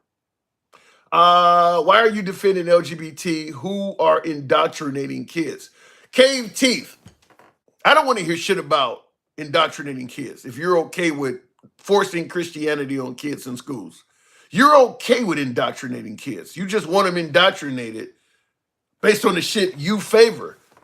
Just come out and say, I don't like the LGBT community. Get the indoctrination part out of that, because you're clearly okay with that. Just come and say, I don't like the LGBT community. Be honest about it. Because making children, kindergartners up to 5th grade, I think it is, read the Bible, that's indoctrinating them. They don't know, they're not educationally savvy enough to know what the Bible is talking about. You're forcing them to read that. You're translating it in ways in hope that they will become good Christians.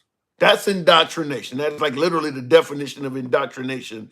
Putting the 10 commandments on the walls and shit like that. That's literally trying to indoctrinate and make Christians out of kids. So we can talk about the LGBT community and children, but let's not pretend like we have an issue with indoctrination. Now, I'll tell you this also. I think we all will remember this when I say this. You put your hand on your heart. I pledge allegiance to I pledge allegiance to the flag of the United States of America, to the Republic, and all of that. I think we've all said that in school. What the fuck you think that is? You think a kindergartner, 1st grader, 2nd, 3rd grader, you think they know what it means to pledge allegiance to a nation? Some of them can't even spell the words.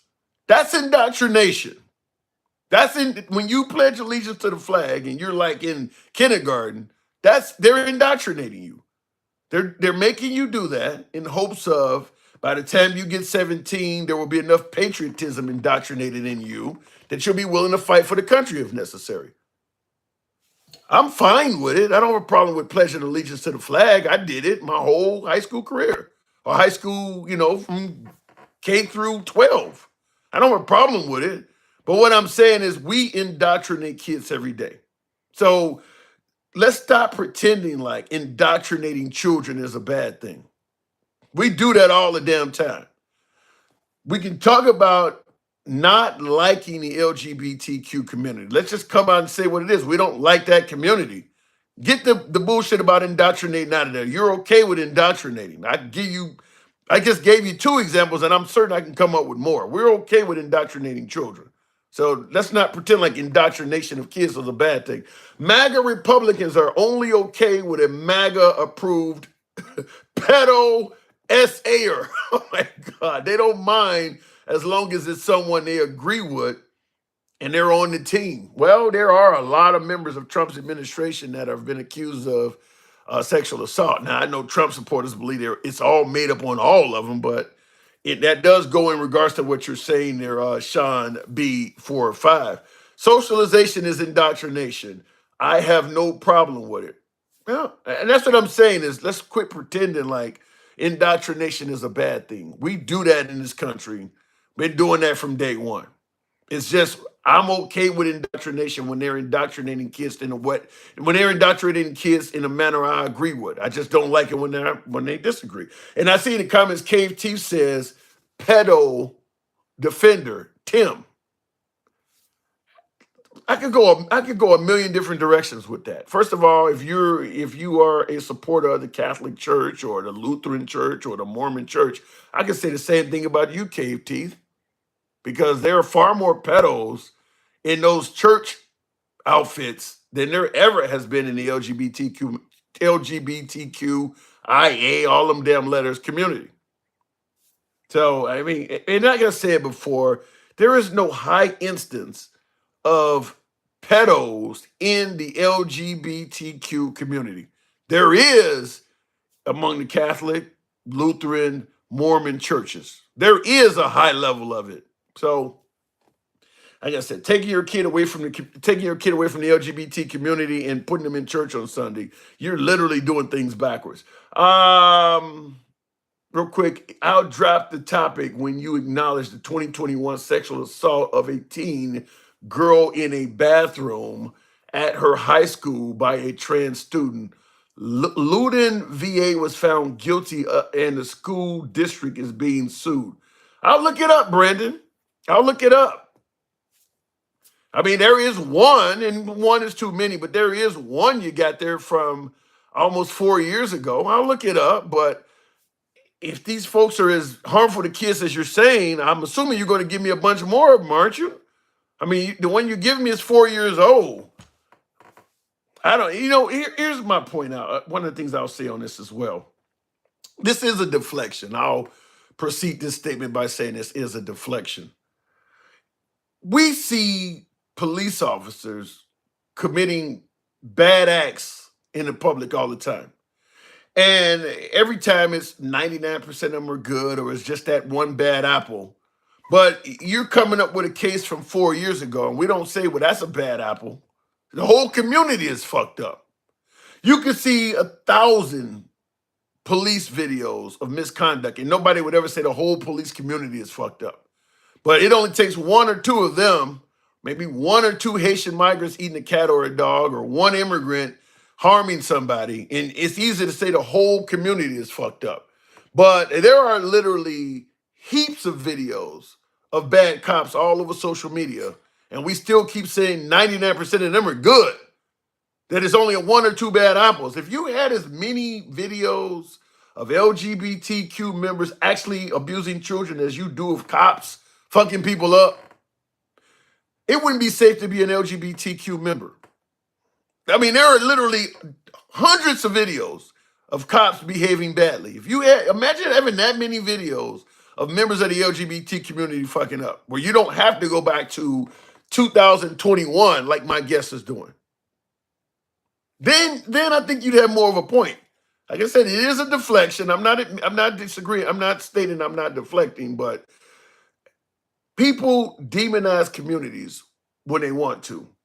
Because like I mentioned, whether we're talking about immigrants coming in this country and seriously harming somebody, LGBTQ members harming children, migrants eating people's pets, none of those examples I gave you hold a candle to how many videos there actually are of police committing atrocities. And yet we will tell you, the police community, it's only a few bad apples here or there. And those other 3 sections I gave you, their whole communities are fucked up. But you got far more evidence on the cops than you do on any of those. It's picking and choosing when you want to demonize a community. That's all I see. Migrants have not eaten pets, says Moni. Well, I had a lot of MAGA come on here and say migrants were eating pets. Welcome to the friend of the program, Sean B45. Thank you for your support. Never get my sub later. Corey, Corey is pissed off, apparently. Look, we're for free speech. Corey, you'd be invited to come on and shout it out anytime. I'd come on and let you speak without any concern of being blocked, banned, or censored. But I do believe people are picking and choosing communities to demonize. And I see somebody in the comments say, all praises to you, said Caucasians do that a lot. I'm going to put my hands up on that, since Caucasians do that a lot. I'm just simply saying, when you look at the LGBT community and their alleged abuses, or immigrants and their alleged abuses, or Haitian migrants, for instance, and their alleged abuses, it don't hold a candle to the video evidence you have of police. And we defend police and make it. You would think there are far more instances of LGBTQ members abusing police, abusing children than there are of police abusing the public, based on the outcry. You would think there's way more evidence of LGBTQ people abusing children than you would ever see of cops abusing the public, because all of the outcry is against them. I think it's selective outrage. I really think it's selective outrage. Nobody is recording rape. What the F? They're not recording rape. They're not recording what the immigrants do. They're not recording what the Haitian migrants. They're not recording any of that, huh? Okay. All right. I'll leave it at that. Love your channel, says Alice Hood. Thank you. You're becoming in short supply because I'm getting attacked by a bunch of MAGA. I love my MAGA. They don't like what I'm saying right now. Look, I bring them up on the program all the time. They challenge me all day long. I'm fine with that. Sometimes MAGA's right, but this time I believe I'm right. Is that there is a clear evidence that there is selective outrage. I'll even tell you, look at any video online of African Americans going into a CVS, going into a Target. You had these mob robberies where a bunch of black kids running, they're taking every damn thing they can. Look in the comment section. It's their culture. They're animals like that.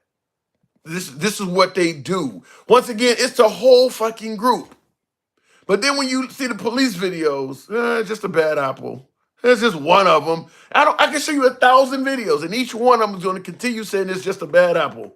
Like, how many apples do you need? So I just say it's funny because we demonize cultures when we don't like a specific culture.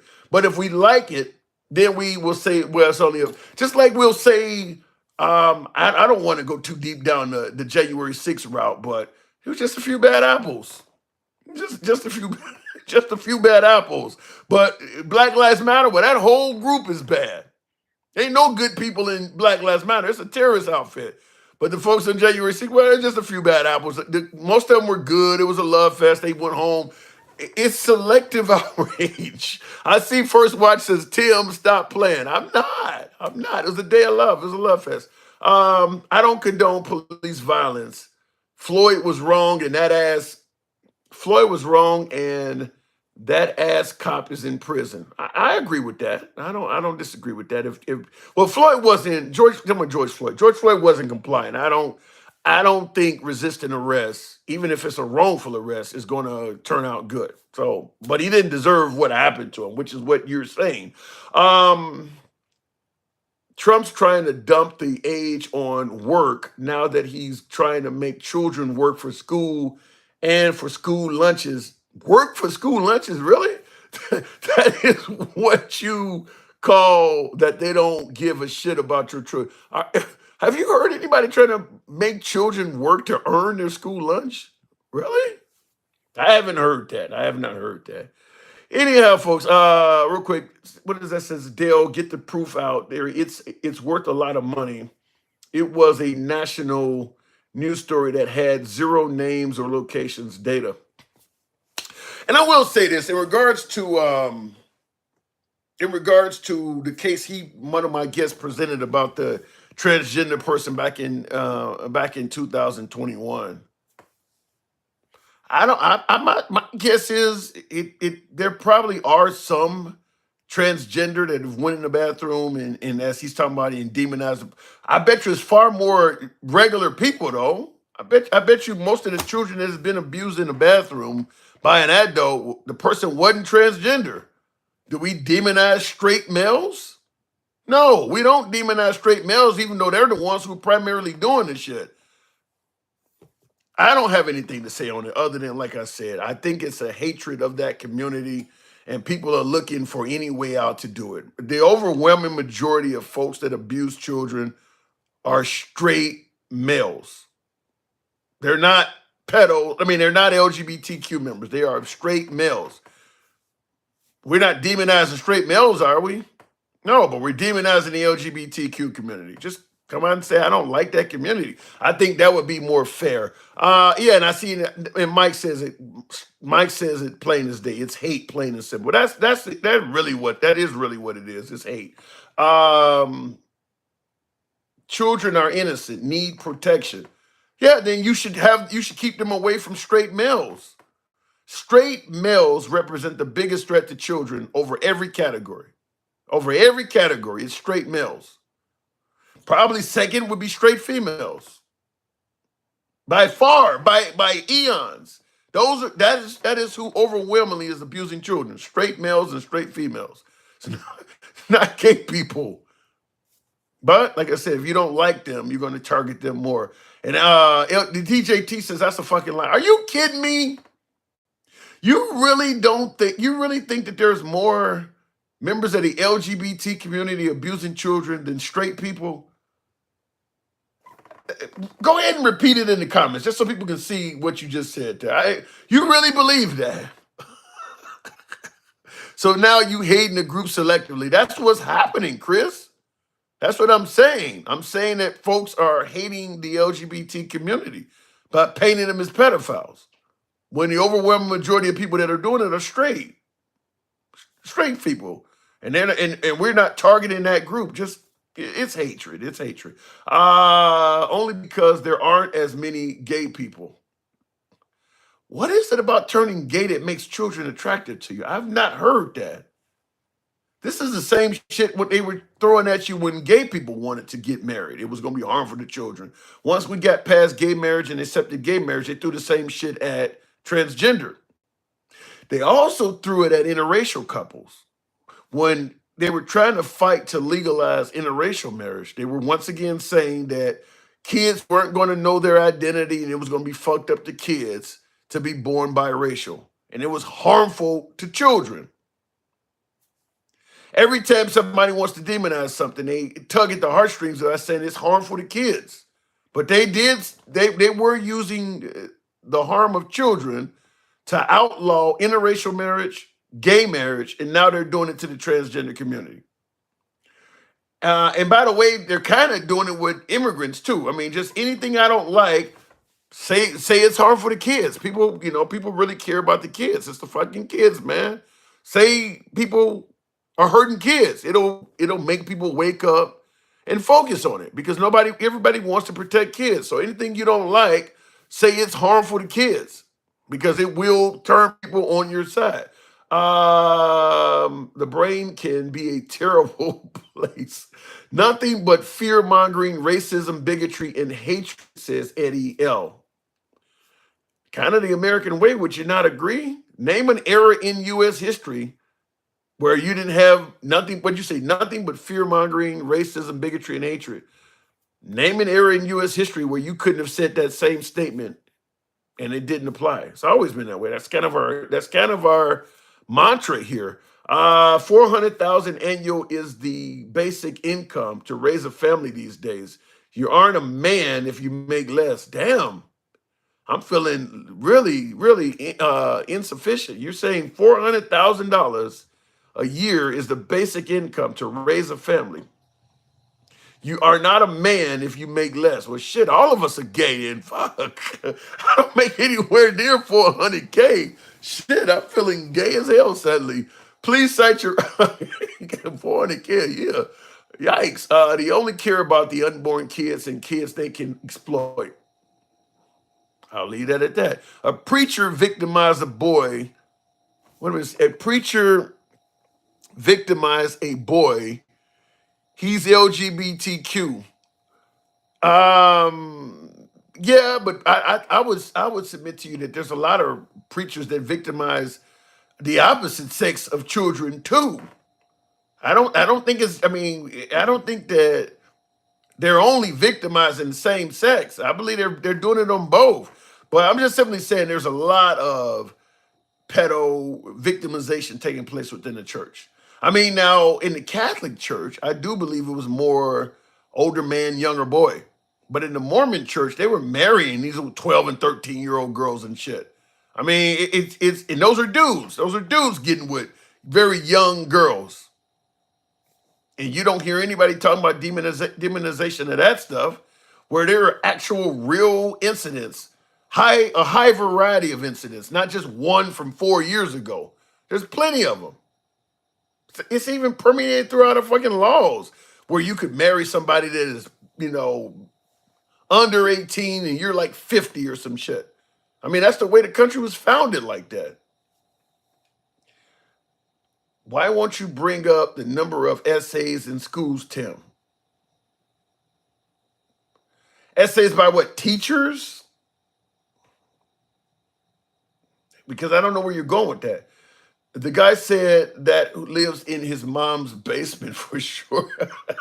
Since you want to ignore schools in California, you typing too much, Cave. You typing too much. I don't know about schools in California, but anyway, the whole gender affirming thing where people are making these statements and they're not presenting any evidence, that's what I have a problem with. If the transgender community is doing this shit, or if the Haitian migrants are doing that shit, I think you should be able to provide a lot more than just blank statements. Where is the actual evidence? Where are the victims? And there's just so few of them.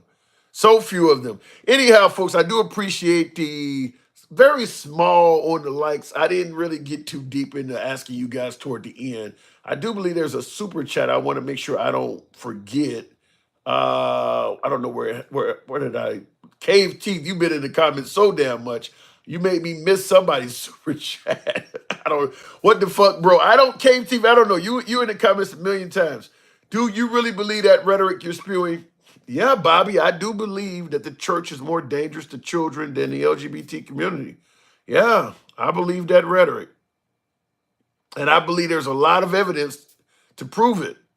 I don't believe there's anywhere near as much child abuse taking place in the LGBT community as it is in the history of the church. I believe that rhetoric. And I see the comments. Ocean says I do too. First watch, yeah, we can be friends. Yes, we can. Yeah, you a good guy, Tim. Just confused. Good night, Chris. That's what you're here for, is to clear up my confusion. That's what you are here for. Real quick, I do want to first watch. Let me hear from you. What am I first watch? Maybe you can tell me what I'm getting wrong. First watch. Good evening. Tim, Yeah, how you doing, Tim? I'm being told I'm getting it all wrong, man. Tim, you actually not getting it all wrong, man. That's why MAGA love you. They love me because I'm full of shit, I thought. Yeah, you is. Oh wait, Tim, you full of shit. But that's what content creating is. We love you. Tim, we love you. What am I? Let me ask it this way. What am I saying that's not true? Ask me some serious questions. Ask me some serious questions. Then go ahead. Okay, my serious question. Sorry. Okay, my serious question is, what am I saying that's not true right now? At what point? Because majority of most of the stuff you say is not true. It's just hypothetical. So, you're. Well, let me break it down. You have to be specific. You have to be specific about what you're saying about what's not true. Because Tim, you say everything. Earlier, you had a whole.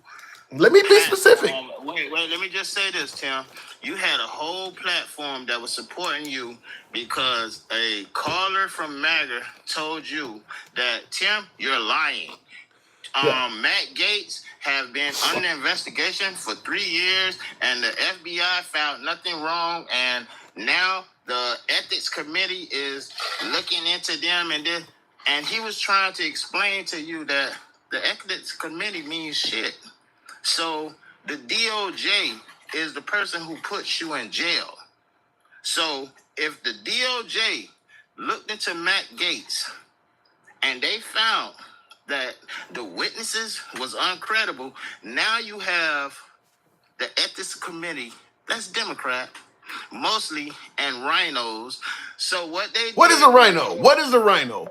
a rhino is somebody who pretends to be a Republican and who not Republican. Sorry about that, because I'm not Republican. I hate them.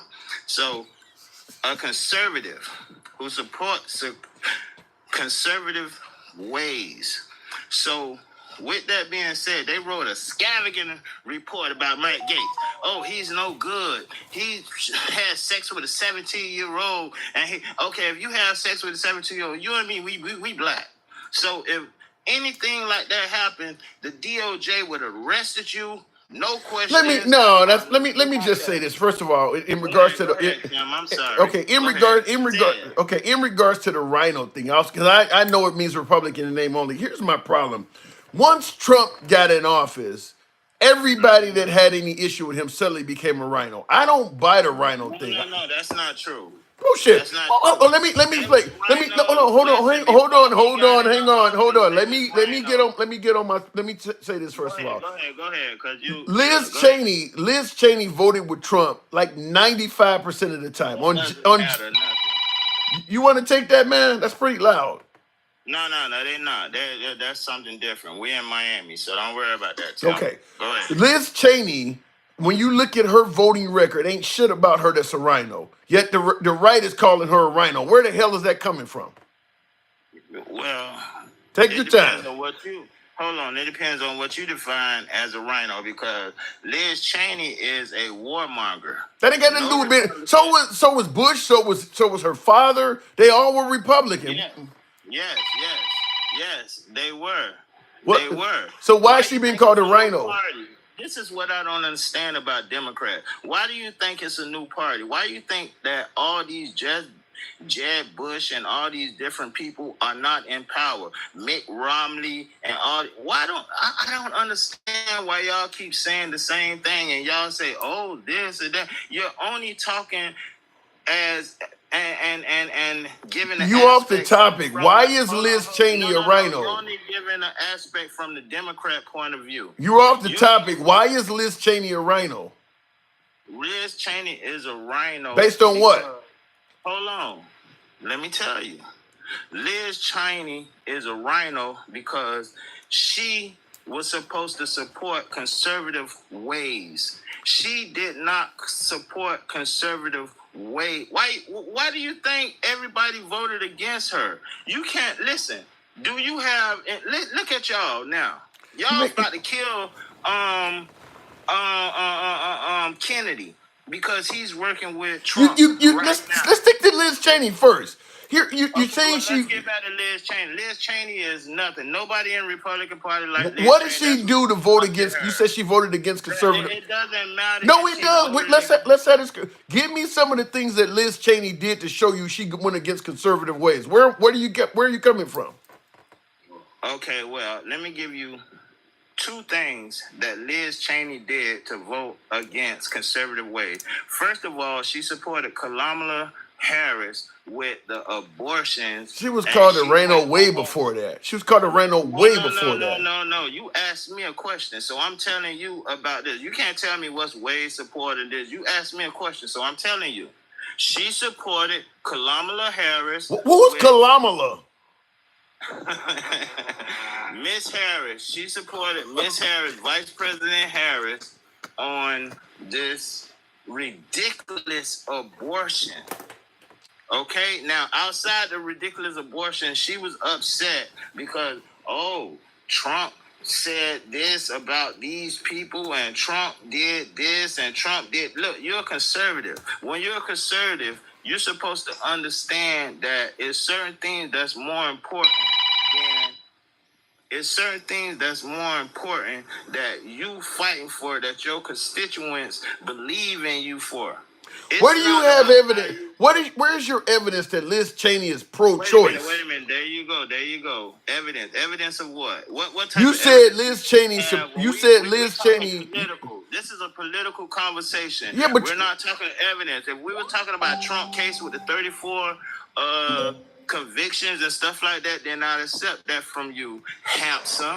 But that's not what we're talking about. So what evidence you need to talk about? okay, about I want to play this clip. Hold on, I want to play this clip, and I want to get your opinion on this. This is Liz Cheney. Yeah. You know, I'm pro-life, and I have been very troubled, deeply troubled by what I have watched happen in so many states since Dobbs.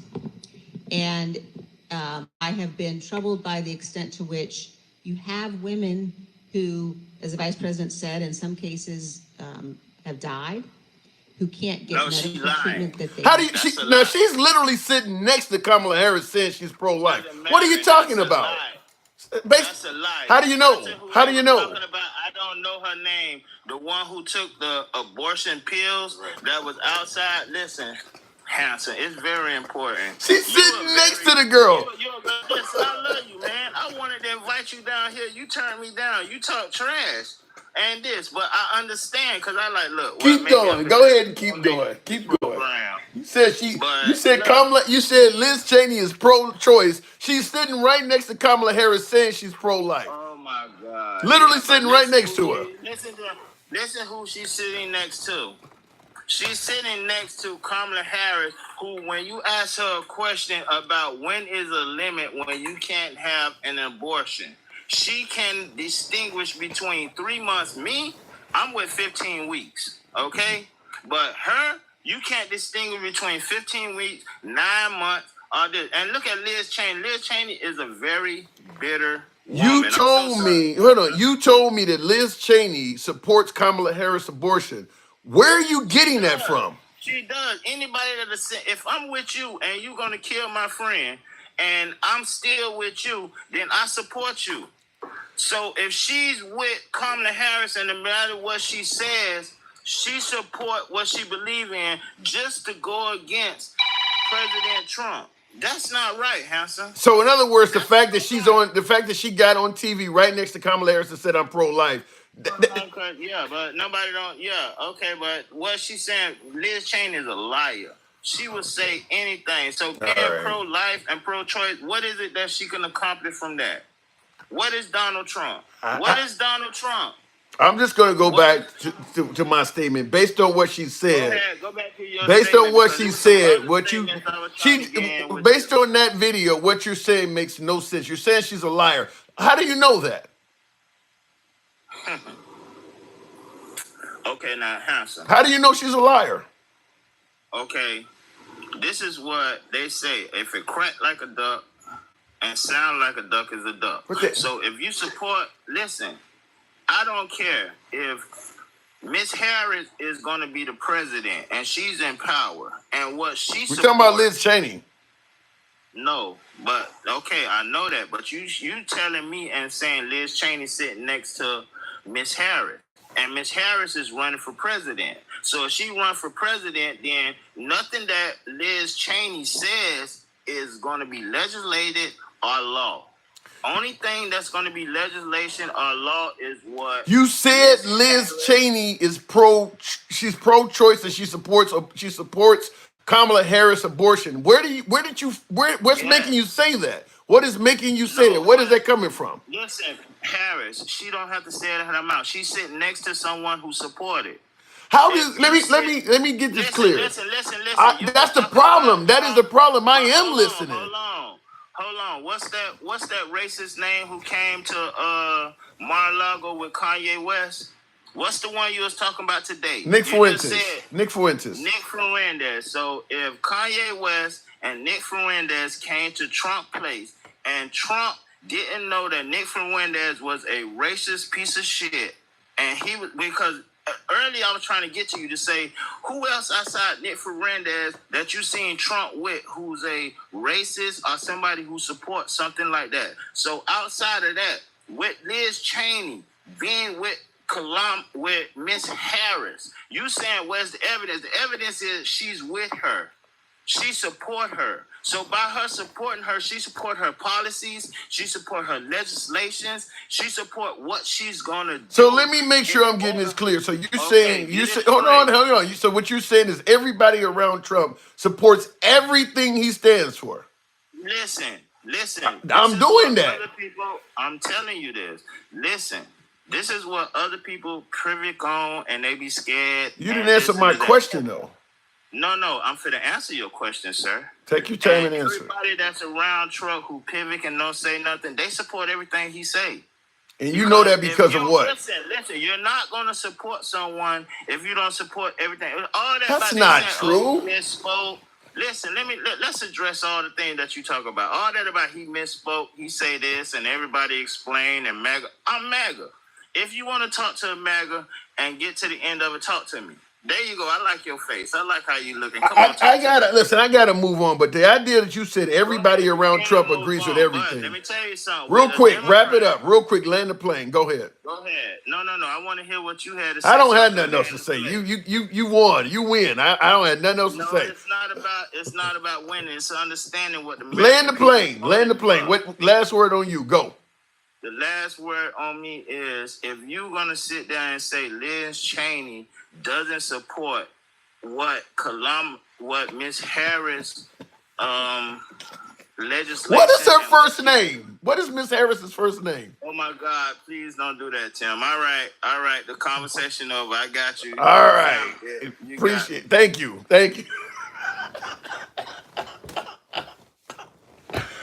I'm up too fucking late. That's what it is. I'm fucking up too late.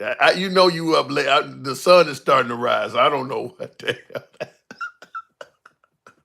Wow.